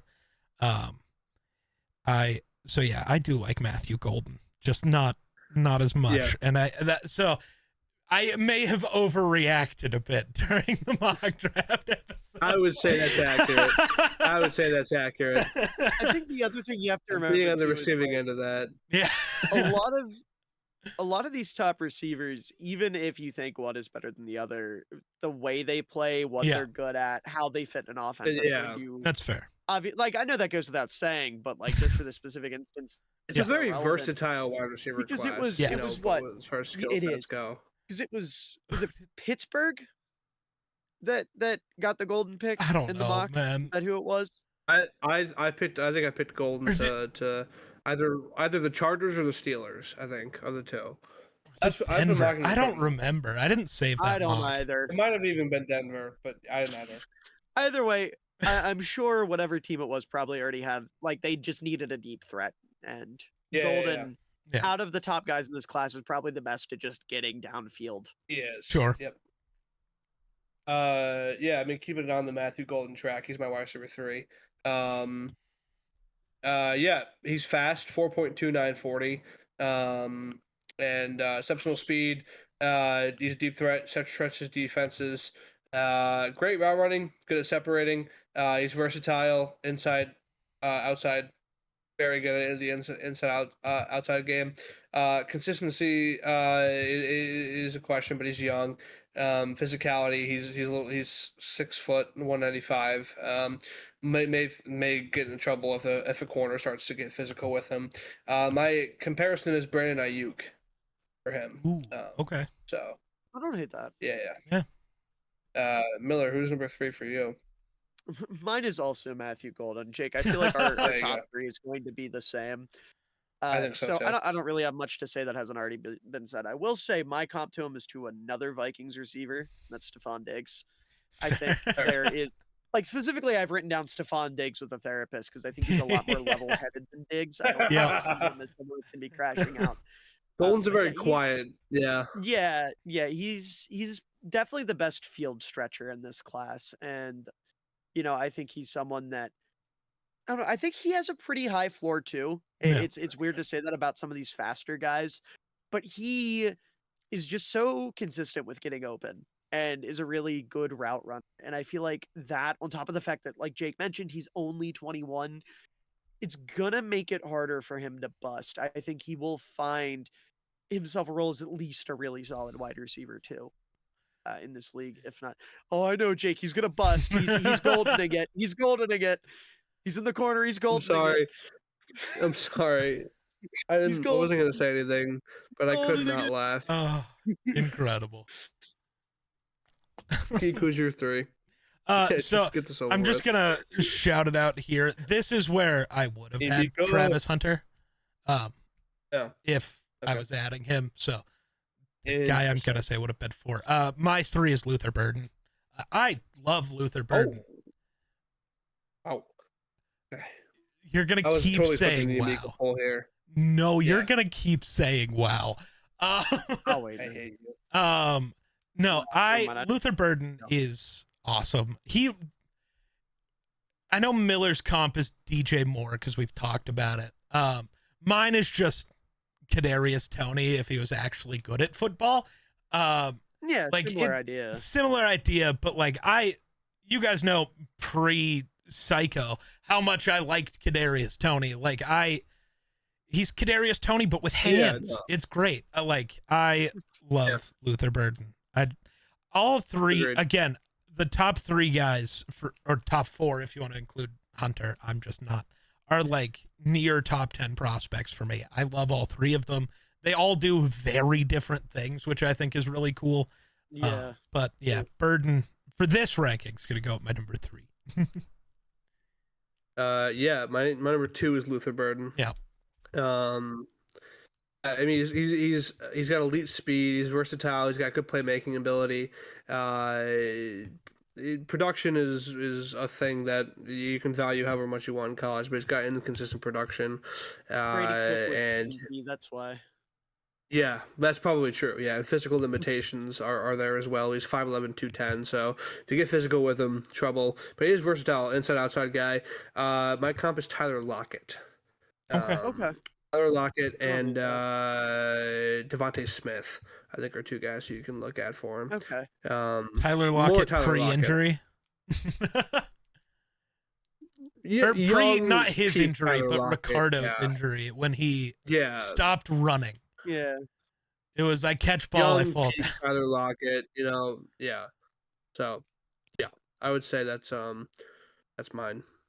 Miller. I think that's really interesting that that's your interpretation of Burden, not because it's wrong, but because it is. I feel like people are looking at Burden in a weird one-dimensional way, where he's either only a skinny downfield threat or he's only Deebo Samuel. Whereas, like, realistically, he is a mix of the two. He is a prototypical Z that you can move around. You can put him at different spots. Probably not going to line him up as a true X, but maybe you could. I think he could do it from time to time. That's just not where his skill set's going to be best used. Where he can get downfield, he can run good routes, he can beat guys, he can, moss guys if you need him to, but he's going to do his best work cooking in the short to intermediate range. You get him the ball quick in the quick game, let him cook after the catch, break a tackle, make a guy miss, design him on pop passes, put him in the backfield. He reminds me so much of DJ Moore in that way, because we saw DJ Moore in Chicago, not this past year, but the year before, where he was that, as much as I hate Luke Getsy, he knew how to use him compared to Shane Waldron, where, Getsy used him as this versatile weapon, got him the ball in all these different ways, and, just found ways to maximize his skill set.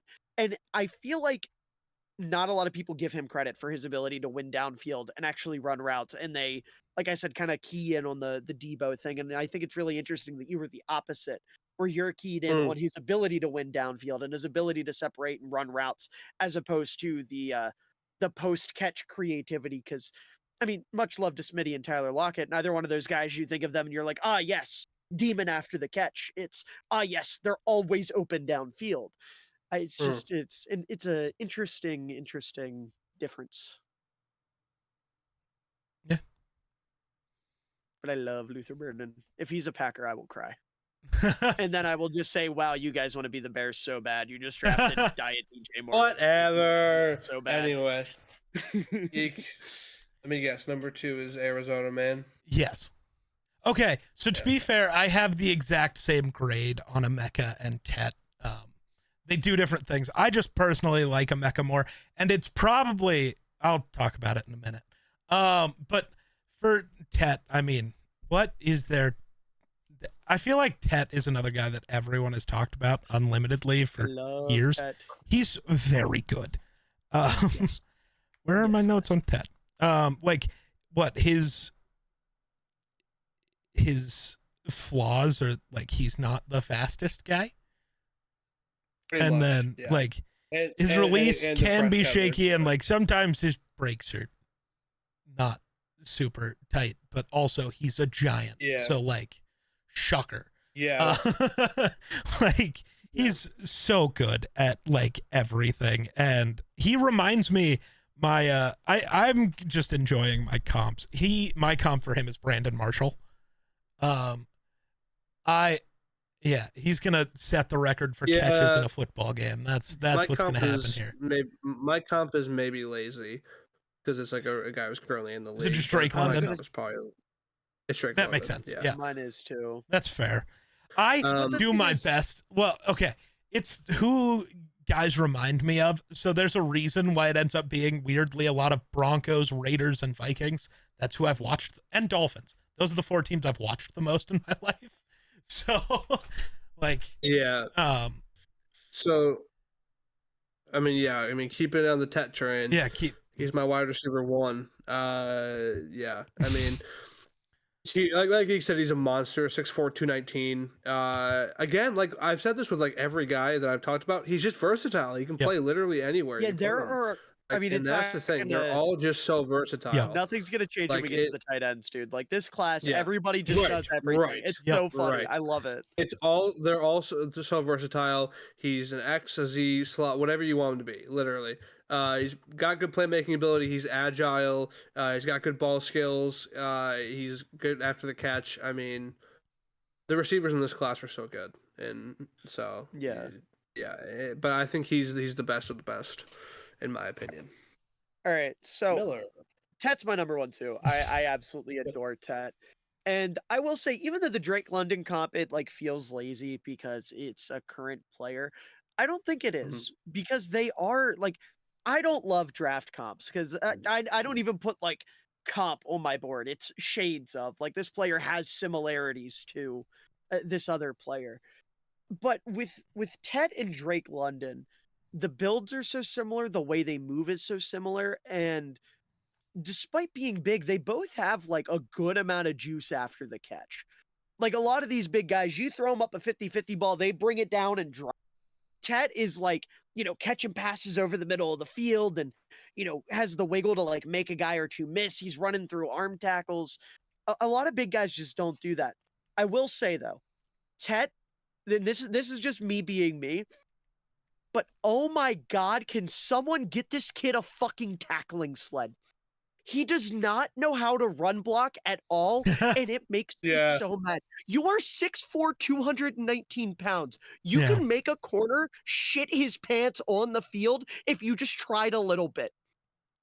Just a little bit. And he does not. Exactly. He doesn't want to. And like, it doesn't matter in the grand scheme of things. But it matters so much to me because it's like, dude, you could have a 15-minute highlight reel of you just erasing DBs in the run game on top of your 30 minutes of acrobatic give me more of the DK. Shit. Just one arming a corner. Right. Even that. Just do something. Anything. I'm begging you. The effort just isn't there. And it's so frustrating. Like, again, I'm not going to sit here and act like that, undraftable because he can't fucking run block. Nobody run blocks anymore. True. You're that big, man. Just humor me. Yeah. Just fucking one time. Just like come out immediately off the ball. Just do a fucking George Pickens and throw a dude down the field one time, and I'll be happy. Yeah. Sorry, I was looking at Brandon Marshall's stats because I just like wanted to look at. I forget how good Brandon Marshall actually was sometimes. Like, I know he was good, but I forget how good sometimes. I know you do. What do you mean? Because we've had arguments about it. Well, yeah, because those Bears years were ass. He sucked as a Bear. That's not true at all. I'm just being an asshole. Why do you like Emeka Egbuka so much? Why? Okay, so part of this is, I think, me just trying to learn my lesson from 2 years ago with JSN. This, super high floor guy who's not the greatest athlete and maybe can never be a true one, but then he's just awesome at everything. And like, yeah, he may not be Tet where like just, can win at the catch point against anybody. It doesn't matter. Or these different things. I think it's just like the JSN thing because that's my lazy comp is Emeka's just JSN. They are very similar. The biggest concern for me with Emeka is just durability. He's been injured a lot in his life, and that worries me. But I mean, I think he's a better athlete than people give him credit for. I want to say this. The reason I was making a weird face when one of you was talking a minute ago wasn't anything to do with you guys. I saw a tweet that's just Emeka Egbuka is not a high floor prospect. Shamar Stewart is a high floor type prospect. So apparently you can only be high floor if you're a psycho athlete is the comp. And I hate what they're trying to say, but I don't agree with it because they're just trying to say like people with skills fail. People with athletic tools are less likely to fail, but that's not true. Like, no, I love Emeka's skills. They're like, I think the thing here is like Bird and Tet, those guys have a higher ceiling. I just think not Burden. I think Egbuka is just so unlikely to be bad. Like at worst, he's like a wide receiver 2 somewhere and like a really high end one. And I do think there's a world where he ends up like JSN, where it turns out, oh, he actually just is a true wide receiver 1 and can be the best receiver on a team. And maybe I'm just reading too much into the similarities with JSN and like my such a bad miss with JSN because I think I had him as wide receiver 4 that year. Weirdly, I'm doing with Egbuka what you guys did with JSN in the same year. I think that's funny. Yeah. I'm pulling the Jalen Milroe, Anthony Richardson thing again. flopping from where like the comparison between us, but yeah, I love Whoa, Onyeka. put it away, buddy. No need to flop around. All right. Oh, okay. I want to go home. I got great news, man. You're going soon. You're right. You're right? Go be there real soon. That's true. You'll be there real soon. Let's go. Do we have guys at wide receiver anybody wants to discuss? Y'all fuck with Pat Bryant? Haven't watched him yet. Oh, I watched Pat Bryant. Guys that I've watched that I like, Tez Johnson, Oregon. Like him a lot. Johnson guy. And Torrey Horton, Colorado State.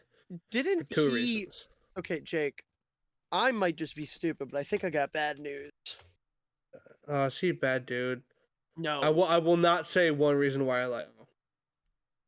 Not that he's okay, well, bad. If he's not a bad dude, then one reason I like him is he shares a last name with me. That's just cool. Sure. And the other reason is because I think he's actually really good. Oh. That's just the point being. He is physical. I like him a lot. He's 6'2", 196.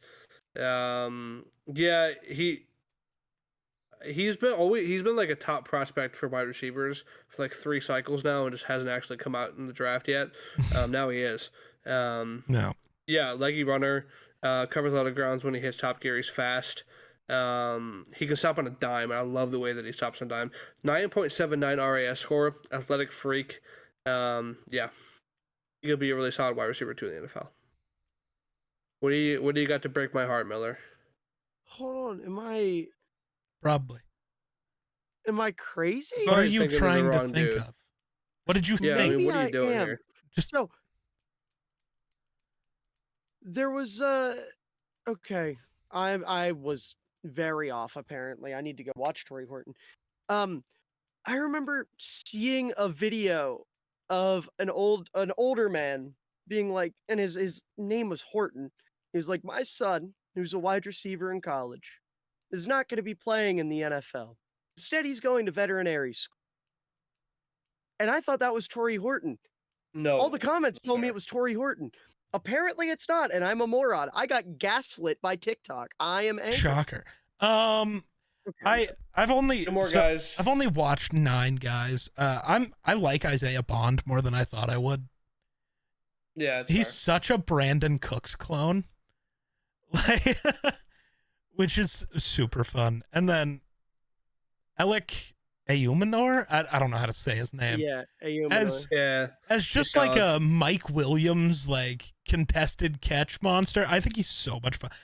His comp for me is Justin Blackman. Again, a guy who ended up sucking at the NFL level, but like very similar style of player, and yeah. That's literally all the guys I've watched. I like him a lot. And then if either of you watch Jimmy from Colorado? I have not. Yes. He reminds me a lot of Pop Douglas. But yeah. Valid. Well, yeah. Oh, that's a good comp. Pop Douglas is a good He reminds comp. me a lot of Pop Douglas. I like him a lot. He's fun. I'm not going to go very high because he's 5'8", $174, but he's fun. I also like Ty Felton out of Maryland. Yeah, he's not bad either. As much as I did. I haven't watched him fully. 2 more guys I'll throw out, just names. Nick Nash, San Jose State. Like him a lot. And Ricky White, UNLV. Also very good. Okay. So those are 2 guys to keep an eye on. Have you watched Savion Williams? No. You should. Think I'm going to like him or I'm going to hate him?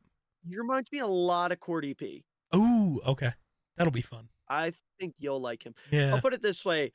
6'4", 222 gadget guy. Yeah, that sounds like was an awesome kick returner. Give him to Minnesota. No. Oh. No. Tight end time. About tight ends here. Last position of the day. My tight end 5. I guarantee this is a guy that nobody else has on their lists. Okay. I'll eat my words if I'm wrong. My tight end 5 is another man from the great state of New York, specifically Western New York. Oronde Gadsden II is my number 5. I haven't watched him yet. I have him. So, I haven't finished watching. Comparison. Darren Waller. That's my comparison. Okay. Darren Waller, is he a wide receiver and just really big, or is he a tight end and really small and fast and good? great receiving upside. He's got excellent hands. Creates mismatches. He projects as a big slot receiver in the NFL. I will say that. So maybe you can be like, oh, he's not a tight end, but I have him ranked as a tight end. He's super athletic, got great football IQ. He knows where to find the spots. He's a great safety blanket for a quarterback. Really big guy from McCord this year at Syracuse. Got injury history, and Miller will not like him because he isn't the best blocker. So there's that. But he's got such fun receiving upside.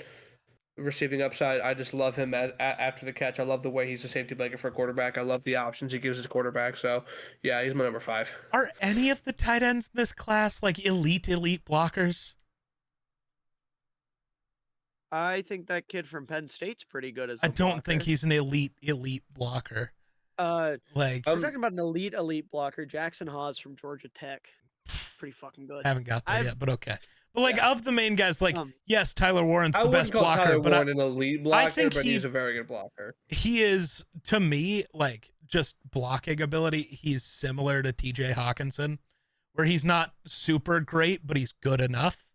And yeah, I mean, you're not going to mistake him for a lineman, right? That's what I like. Right, I'm talking about tight ends who can block. You mean Mercedes Lewis type dudes? But yeah, there's not a ton of those. This class is mostly just fancy receivers. Yeah, that are bigger. I mean that's just football now. I was gonna say that's how the positions evolved, so it's fine. Those guys, they tell them to gain 50 pounds and throw them in at guard. Yeah, they don't. Miller, who's your number 5? My number 5 is Elijah Arroyo out of Miami. I like him a lot. You're really high on Miami guys this year. I think Arroyo's a lot of fun. Really good athlete, really scrappy as a blocker. We literally just said not a lot of guys are great at it, but he's 6'5", 250, and he likes to get behind his pads. He puts a lot of effort into blocking, which is exciting to me. But the separation, his ability downfield, he can be an absolute monster up the seam. Really good against zone coverage. Really good at there were a lot of plays last year where you're watching Cam Ward in scramble drill where Arroyo is the dude instead of one of the big receivers who is able to adjust and find that soft spot and sit down. Almost this is an insane comparison, but just the same ideas like Mahomes and Kelsey, where anytime Mahomes rolls out of the pocket, Kelsey just knows where to be. Arroyo was the same way with Cam Ward last year. Obviously, there are the concerns with injury and the fact that he missed, I think, all but 11 games over the previous 2 years before this one. And then this one was his only real big year of productivity. But I think the traits, the effort, the football IQ, he's got really consistent hands, really good catch radius, the frame. I think all of that is very much worth betting on as a day 2 move tight end that, maybe if he puts on a little bit more muscle, you could consider as an inline tight end. But I like Arroyo a lot. He's one of my guys in this class. Okay. My tight end 5, I've only watched 6, so this isn't saying much. But my tight end 5 is Mason Taylor. Okay. He's my 6. That's fair. The only other guy I've watched is Gunnar Helm, so I like Mason Taylor a little more than Gunnar Helm, I guess. But I don't know. He sucks as a blocker. That's pretty big. He also is just not that great of an athlete, which is kind of weird. Just, given who his dad. Yeah. Being as bad of an athlete as he is shocking, given Jason Taylor's, blood runs through. Yeah. And then his uncle, Zach Thomas. Oh. Pretty sure, unless I'm crazy. Oh. So that's somehow he ended up with none of his family's athleticism. That's good. But yeah, I don't know. He's got good hands. He's very good at finding the soft spots in zones. I think a lot of the tight ends are actually good at that.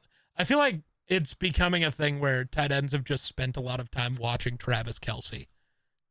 And because that's a thing I noticed a bit last year, but much more this year, is they're all just very good at finding soft spots in zone coverage, very Travis Kelce-esque. My comp for Mason Taylor, though, is Dawson Knox. See, I have Dallas Goedert. See, Goddard's too good, in my opinion. Because, like, it's good receiver, but awful blocker. It's like, to me, that's Dawson Knox. Because he doesn't have the elite receiving ability of Dallas Goedert. I don't think Taylor's as bad of a blocker as you do, but I don't think he's, like, good. I think Taylor is very much the definition of jack of all trades, master of none, where it stands. Like, I think he's got his, like, toes in a little bit of everything, but he doesn't have anything that's like a standout trait, which is a little concerning. But then again, he's only 20, so I think he's good enough to be like a tight end too right away. Yeah, I guess keeping it on the Mason Taylor train, he's my tight end 4. And my comparison for him is Mr. Freiermuth in Pittsburgh. I don't hate that. That's solid. Yeah, I mean, he's got good receiving skills. What I love about him is, and this plays on him being a safety blanket, he's a chain mover. Yeah, he converted 68% of his catches for first downs this year. That's awesome. At LSU. He's a chain mover. I don't think he's actually that bad of a blocker. Like I said, I don't think he's actually that bad of a blocker. I think he. Yeah, I mean he's got. Yeah, I think he's a versatile route runner. Good safety blanket. So, yeah, I mean, I like the Freiermuth comp a lot. I think he'll be a similar tight end to him. Probably not as good as Pat Freiermuth, because I am high on Freiermuth. But, yeah. So, that's Mason Taylor's my 4. I think when it comes to Mason Taylor, it's kind of going to depend on where he lands as to how he develops. Because he's either going to go somewhere where they're going to go, all right, you're a move tight end. We want you to lose a little bit of weight. You're going to get quicker. We're going to work on your route running. You're going to be a weapon. Or they're going to say, all right, we're going to put on 10 pounds. You're going to be an inline guy. You're going to block. We don't need you to be as fast, but you're going to utilize your football IQ, and you are going to be our guy that just gets open 5 yards downfield every play, and we roll with it. Like, he's got a very interesting development path. But my tight end 4 is Gunnar Helm. I love Gunnar Helm. I think he is a very, very fun player. He is a monster after the catch. He's got legit wiggle. He can run through dudes. Really light on his feet for a guy that's 250 pounds. It's kind of crazy. Capable of like sneaking downfield and making fun plays. Not going to do it consistently, but every once in a while he hits that one. You're like, oh fuck. But he's really, really good in like the intermediate to short areas of the field. Gets open. Really good against zone, like Geek said. Pretty much every tight end in this class just knows how to get open against zone. But I know Geek doesn't like his blocking a lot. I like his blocking in the sense of the way he goes about it. Now, Texas asked him to do a lot last year. They basically treated him as an extra lineman.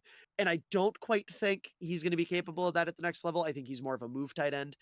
But I do think the willingness he showed, the flashes he showed, is enough to be like, okay, if this is your tight end 2, someone you're not lining up in line every play, and someone you're probably going to use as more of like a lead blocker on sweeps, or, just get him out in space, pick up a linebacker, pick up a safety, you can be really confident in it. And then just, like I said, have him get open on 3rd down over the middle of the field, and he'll make a play for you.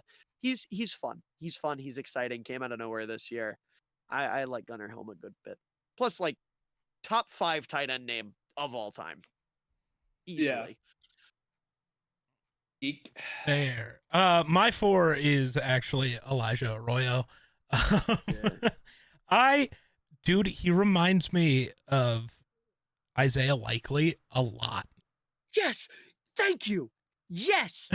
I also have that as my comp for him. Okay. Yeah, dude, he's just, I think he'll be like, he's a red zone monster, man. And that's like, to me, the biggest issue, I mean, outside of blocking, which is kind of an issue for most of the tight ends, like to me, because I'm still of the mindset of like, I want Gronk as my tight end. And I think that's the issue. Is you're never going to find that again, I feel like. But like, I want, this guy who's a tackle, but also a wide receiver. And I feel like that's more rare than I give it credit for. I want every guy to be that. But like outside of not being the best blocker, his biggest issue is like medical history and then just sample size. He hasn't done a lot, but I'm super into Elijah Arroyo. I think he's going to be he's gonna just end up like Isaiah Likely. He's gonna slip in the draft super far, and then he's gonna go somewhere, maybe even to a team with an elite tight end, and you're gonna be like, is that elite tight end actually that much better? Really though? And it's gonna Dallas happen quick. Goedert, count your days. Oh God! Don't give the Eagles good players. I'm calling my shot. No more now. good players for the Eagles. None. Not allowed. They've had enough. Got bad news, man. They know how to draft. I know. I hate it. They're gonna keep doing it. I know. Jake, who's your 3? Yeah. My 3 is Gunnar Helm. Comp for him is Dalton Schultz. Don't hate that. So, yeah, versatile, athletic. I think he's an aggressive blocker. Not a great open field blocker. That's what I'll say about him. Is what I noticed about, like, when he gets downfield and he has to make a block, he's not great at that. But yeah, I think overall, I just echo most of what Miller said about him. I put him a little bit higher than guys like Gadsden and Taylor. So I think he's better. Real quick, my comp for Gunnar Helm that's gonna piss Miller off. I think that's why I wanted to say it. I just forgot to because I wanted to talk about Elijah Arroyo. Apparently, my comp for Gunnar Helm is just Gerald Everett. I think, How did you say that? I think that's gonna make Miller more upset because of who Gerald Everett was on his football team. If Miller forgets that the Bears year happened, maybe he'll be less upset. But I don't think he can forget about the Bears year. Miller, who's your 3? Don't think about Gerald Everett. Who's your 3? It's Harold Fannin. Yeah. Which is really funny because before we started recording, Geek was yelling at me because I was. I thought you agreed with Jake that he wasn't top 5. I thought that's. I was not right. He got confused. Yeah. Because he thought I had Gunnar Helm over Harold Fannin, and like I have the same grade on them, but I do think Fannin just brings more juice. I think he's a better route runner. I like his hands a lot more. I think he threatens downfield a lot better. I think he's more versatile. He's someone that I know a lot of people on Twitter are obsessed with this idea of him as a fullback. No, thank you. Listen, if someone uses him as a fullback, I will eat my words and claim him as one of our own. But he's not getting an invite to the party. He's gonna have to work his way in. He's gonna have to sneak in through a window, and then we'll just be like, you know what, you're here already. Fuck it. But in all seriousness, like I think he's going to play a lot closer to like a Jonnu Smith. Geek brought that up before the episode. I think that's something that a lot of teams are going to start to adopt, especially like the Shanahan teams of the world, because Johnny was so successful as a move tight end as an F last year. So I think there is a world where he's probably going to fall a little bit because of the size and because of the level of competition, playing at Bowling Green, playing in the MAC. The production. Oh, and then also the 40 time. That was just dog shit.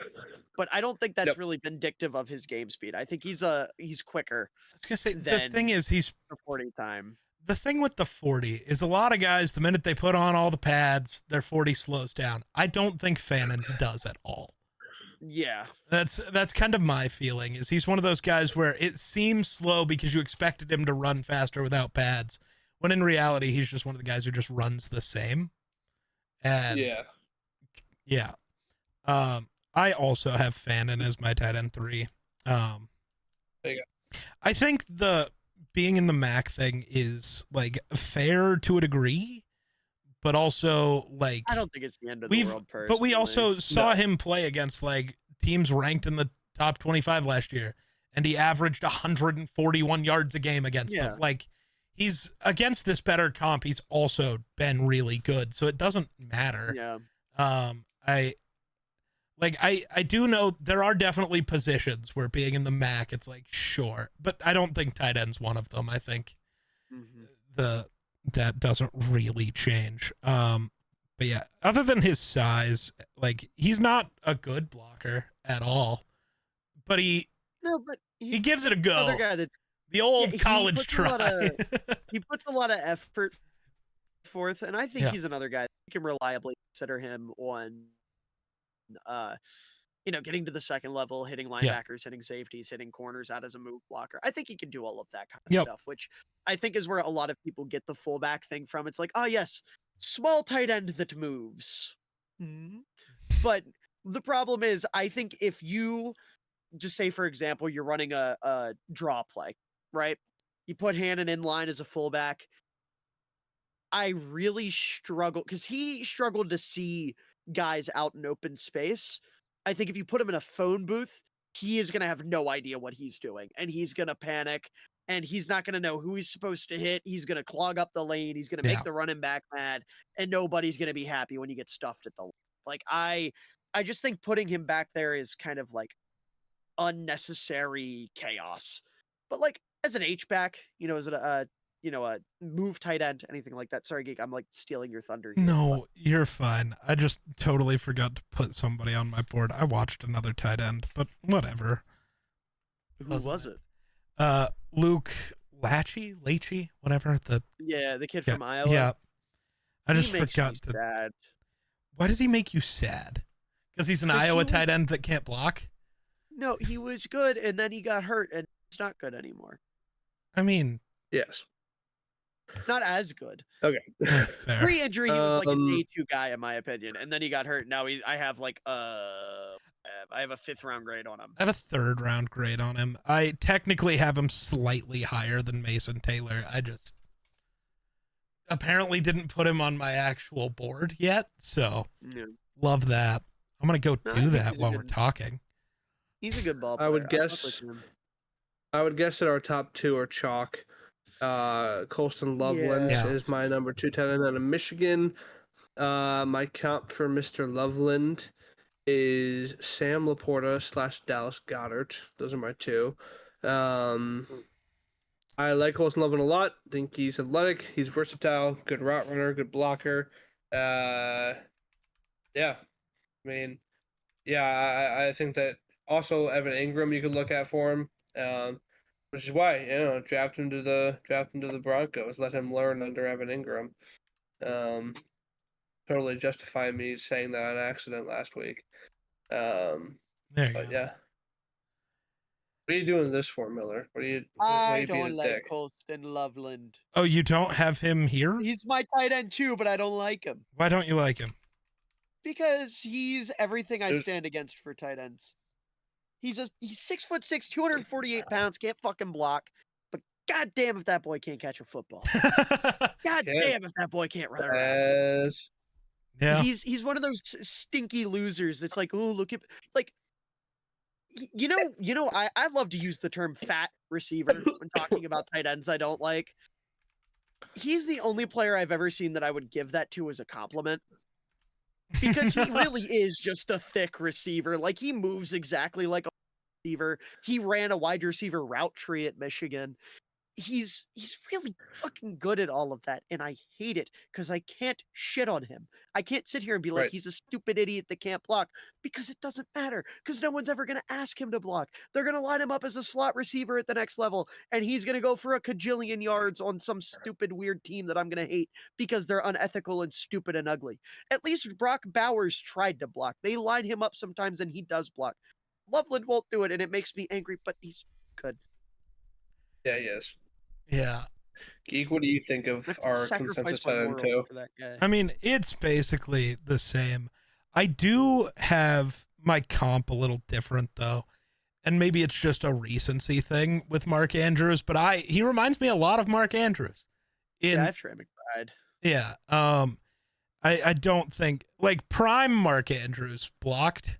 He hasn't blocked in 4 years though. So and apparently he can't catch anymore. I'm not comparing him to end of last season Mark Andrews. I refuse. Loveland would have caught that ball. That's all I know. But no, I like Colston Loveland. I do too. Yeah. He's another one of those guys. My list of guys I want the Vikings to take is so interesting because it's just guys I think could fall there at this point because they have to draft this position. Colston Loveland would be kind of cool as your tight end 2 with Hawk. I think that would be fun. I don't know. Yeah. He'd be the Tua behind Hawk. Get out. Go. Leave. Get out. Exit my server. Exit my home. I've been waiting all day. Yeah, dude. Okay, me and Miller need to talk. Well, I need to talk about Tyler Warren first because I have the least amount to say. What happened? Is Miller crying or laughing? Miller, it was not that funny.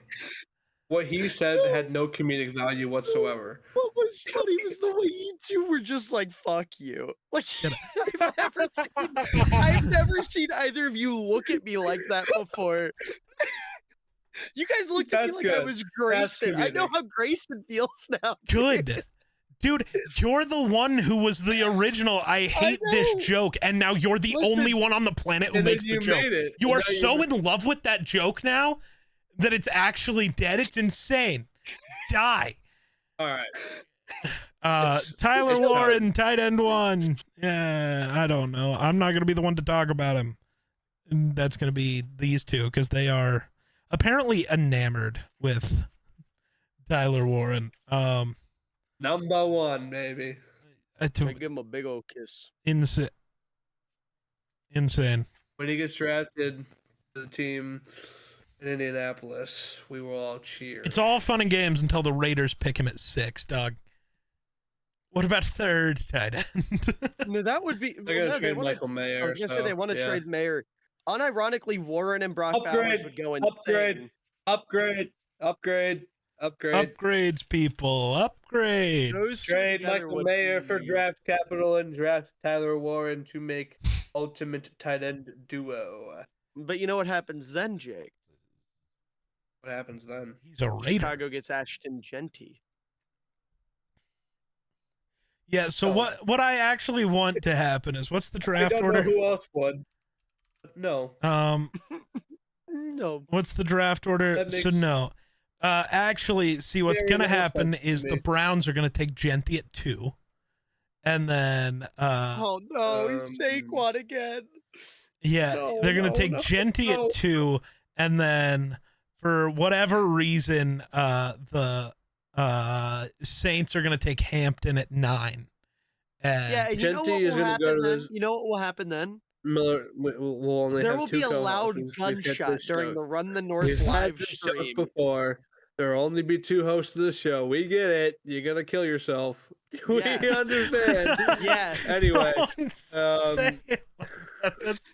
we get it. Man. You're gonna kill yourself. Who fucking? I'm glad you be sympathetic to the cause. I care. I would be in the moment, but at the current moment, draft is a month away. So I'll care in a month when it matters. Filler, and I'm good. Anyway, the Browns take Ashton Genty at 2, and then like 5 years later, he signs with the fucking Steelers and just goes for 2,000 yards, and everybody cries. My guts would hurt. No, see, the Browns are going to take Genty at 2, and he's going to turn into fucking Trent Richardson. Can't miss prospects that gets ruined by the Browns. Talking about Tyler Warren. Talking about Tyler Warren. God. Yippee. Sorry, I love Tyler Warren so much. He's so good. He's so versatile. He's 6'6", 256. He's a monster. Good playmaking ability. He's so good. I could say a billion things about him, but I won't because I'm really excited to hear what Miller has to say because he said before the show that he's going to say something he's never said before about a tight end. So say it. Yeah. So, you guys know who my Thomas favorite Count, by the way, right?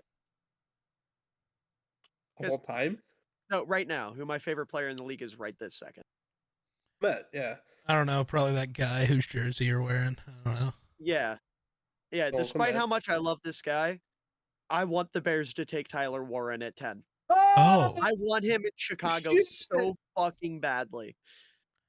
Now listen, that would kill me. This isn't a slight at Komet. I think there is a world actually let me rephrase that. There's not a world. It would just happen. The Bears could use both of them on the field at all times. Yeah. Ben Johnson loves 12 personnel, and Tyler Warren, if he's not a tight end, he can be the fullback. He can be the slot receiver. He can be the Z receiver. He can be the X receiver. He can be the quarterback. He can be the center. Everything.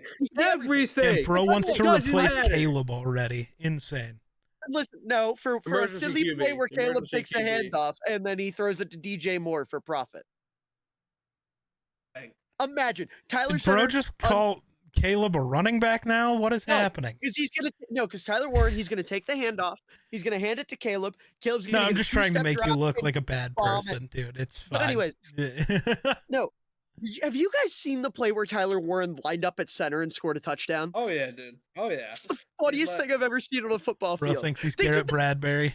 Bro, they did the fucking Pat McAfee thing, where Pat McAfee did like the 1-on-1 against a loaded box on a fake punt. It wasn't a fake punt; it was just a normal offensive snap. But they sent the whole offensive line to the right side of the field. The quarterback took the snap, and Warren just ran forward, and they lobbed it over the defense to him, and he scored like a 40-yard touchdown. Yeah, coolest thing I've ever seen on a football field.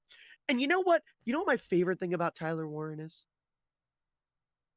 He wears 44 because of John fucking Riggins. How many players in the NFL right now, or let me rephrase that, how many players coming up to the NFL right now do you think sat down and said, John Riggins is my favorite football player?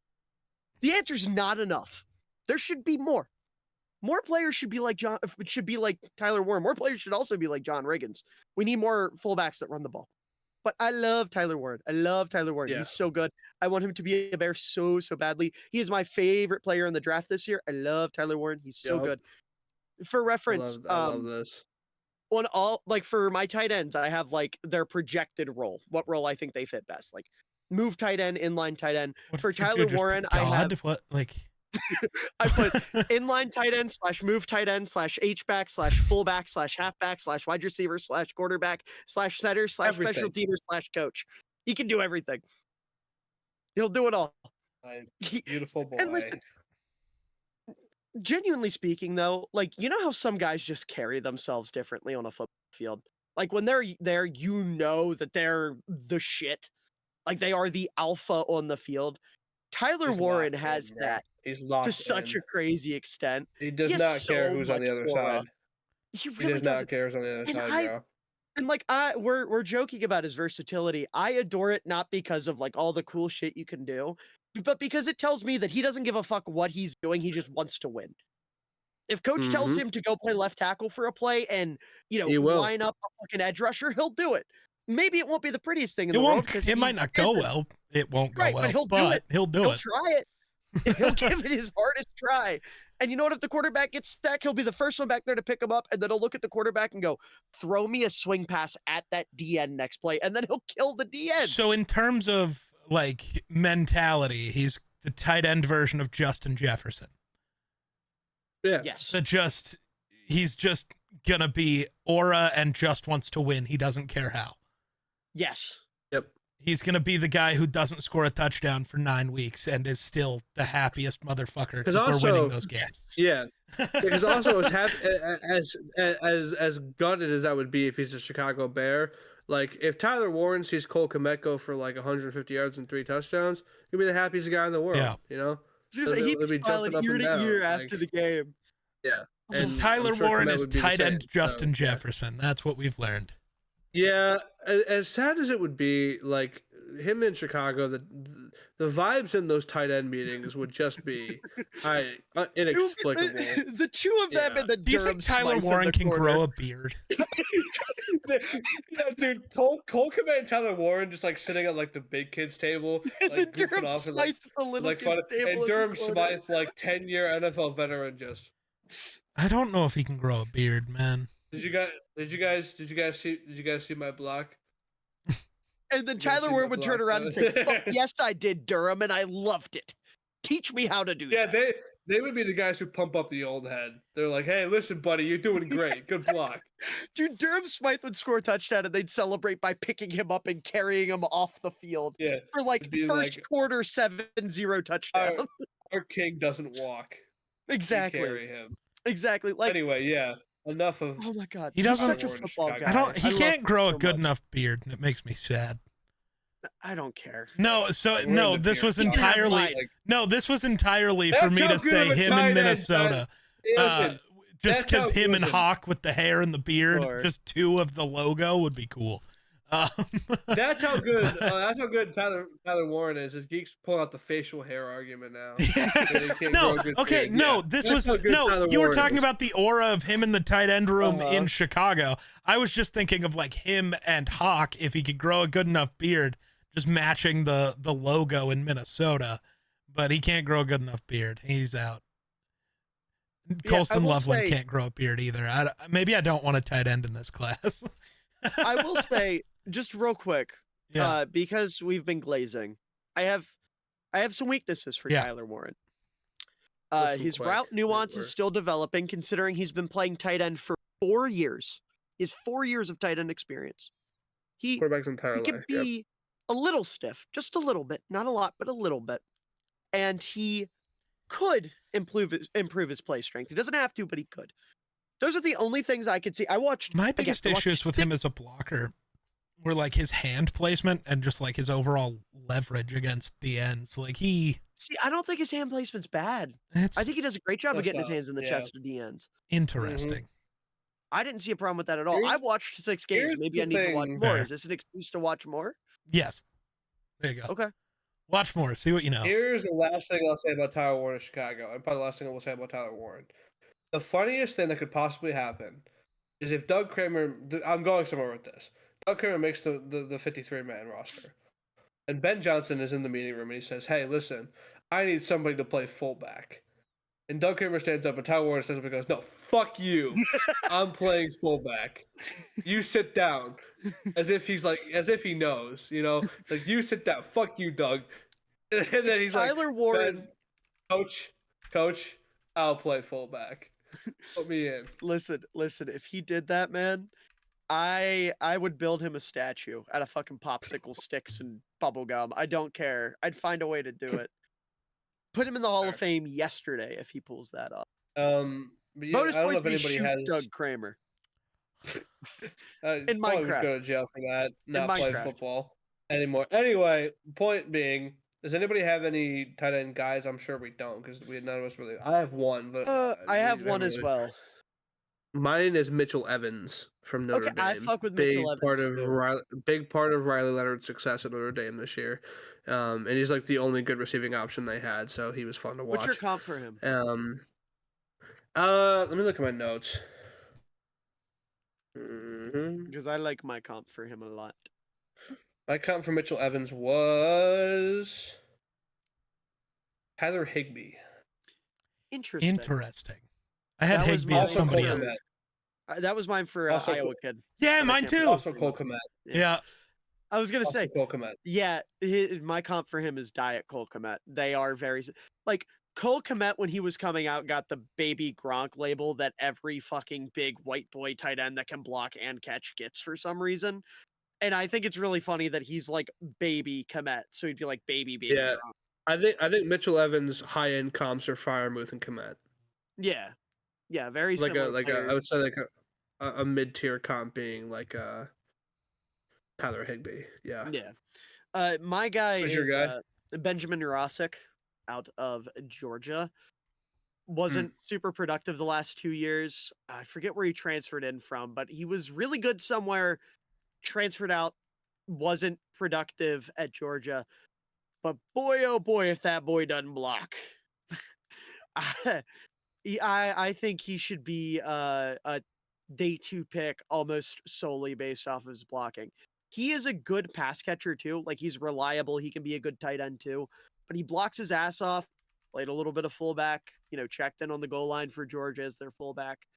He plays his tail off, and I fuck with him heavy. He's going to be my comp for him's Ben Sinnott. I think he plays a lot like him, but he's going to be very much like a Brock Wright, where he's a tight end 3 / fullback type, I think, at the next level. Or tight end 2 fullback. Brock Wright was tight end 2 for Detroit. Dude, sorry, I'm just seeing this on Twitter. There's an interview with Cam Ward that came out. Guess, you'll never guess in a million years who was interviewing him. Oh God, who? Never in a million years. Rand Carthen, the very recently fired Titans GM, interviewing Cam Ward. Nice. It's just so funny to me. Just like ugh. I didn't want to draft you, Cam. That's why they fired me. Fuck you. It's just like the camera's cut. He's like, get the fuck out of there. Dude, get the fuck out of Tennessee. Run. Like, do something to take your stock. Right? Did you guys see? Have a video of you smoking weed like Laramie Tunsil. smoke some weed and accidentally post a video or do some shit like that. Get out of Tennessee. Is so funny because did you guys see Abdul Carter's tweet today? Mm-mm. Let me find it. Is he trying to too hard? So real quick, I was looking at the teams that could be on Hard Knocks this year, because normally teams end up being forced to be on Hard Knocks, and there's only 4 teams that can be. The Falcons, the Panthers, the Seahawks, and the Titans. The Panthers would be the most fun just because Bryce Young. If I think the Seahawks is going to be very interesting. Yeah. Or the Falcons if they end up keeping Cuzzo around. I just want to see that dynamic at play. Well, Cousins is going to be in the quarterback series, so we'll get him either way. That's fair. But also, after the Giants disaster, no NFL team wanted to do the offseason Hard Knocks. Did you guys see who they're following? Bill Belichick and the UNC Tar Heels are going to be the offseason hard knocks because no NFL teams would wanted to do it after. No, because if you make a mistake, you're fucked. Yeah. All the Saquon clips, all the NFL teams were like, "I'm good." Like, I mean, I don't think any other team's making a Saquon level mistake, but like, no, but you can't imagine the clips of like any team that let anybody even kind of good go. Like that just let somebody walk. Like it's if they have a good year, you're immediately fucked. The offseason one's so dumb. Yeah. So Abdul Carter tweeted this morning, well, I guess yesterday morning because we're past midnight, 11:38 a.m. #1 overall pick 30 days away. Don't let all this QB need talk fool y'all. It's already known who's the best, and no QB is in that discussion. Like I said, the best player in all caps goes #1. Generational. Remember. Talk your shit. Damn, bro really wants Travis Hunter to go 1 overall. Talk your shit. I don't care. I don't even care, bro. Listen, talk your shit, boy. Talk your shit, boy. I respect it. No, absolutely. I just think it's really funny that brother's down bad for Tennessee. He's so funny. No, I think everybody wants to be the #1 overall pick. No, man. It doesn't matter if it's Tennessee. Either that or Abdul Carter really hates Travis Hunter and wants to send him to Tennessee. He's like, dude, that could totally be. That would be interesting. But listen, as someone who doesn't love Abdul Carter as much as everyone else, Cam Ward goes #1 now. Because I can come back to that and be like, ha, you know. Yeah, you get to say ha ha, and then Abdul Carter ends up falling like he did in our mock and goes to an actual good football team and is great. And real quick. Anyway, I forgot. It's a peanut. I thought you said penis. But no, it's not. Neither one of those. I saw you grab something off the back shelf. I couldn't tell what it was though. Oh, is it a Lego? It rattled like a Lego. Is it a Lego person or just like a singular brick? Lego? It's a person. Star Wars? Is it a Star Wars Lego? Not Star Wars, no. Marvel? Is it a superhero logo? I wouldn't say this character is a superhero, but they are a hero. Marvel, DC, Invincible. They've collaborated with Marvel and DC. What? Is it like some anime bullshit? No. Is it some Fortnite bullshit? They do have Fortnite skins. It's going to be something that's actually Marvel related and you don't realize. They might have been published by Marvel Comics, but I don't know. Did you hear, Jake? Is it a Ninja Turtle? It is a Ninja Turtle. But which one? Oh, perfect. I nailed it. Is it Michelangelo? It's not Mikey. Is it Donatello? It is Donatello. It's Bella's favorite, my youngest sister. Lego Donatello. Look at that. Yeah. All right. Well, I believe that is all we've got. Nearing a 3-hour show. Damn. Yeah. By the way, the accepted and leaned into origin of the Ninja Turtles is the same accident that made Daredevil. Oh yeah. That's right. I forgot about that. No, that's totally my bad. That's totally my fault. Like, it's never explicitly said, but it is the exact same panels are what they use. Like, they use the Daredevil panels. They just don't explicitly say it was Matt Murdock. That's my fault. Yeah, but all right. Anyway, that's our show. That is our show. 3 hours. Let's go. Thank you guys so much for listening to this episode of the Run the North podcast. If you listen on Spotify, give us a rate and a review. Help grow the show over there. And if you're listening or watching on YouTube, go ahead, like, comment, subscribe. And here's the thing. You should listen to more Run the North. If you're not, why aren't you? Be sure to tune into the draft. We are 1 month on the day of recording this exactly from the first day of the draft. April 24th. So we'll be live for the first round. Maybe the other boys will be live for the other rounds. Who knows? But maybe we'll bring on some special guests. We did that the first year we did this. And here's the thing. Show's over. Bye.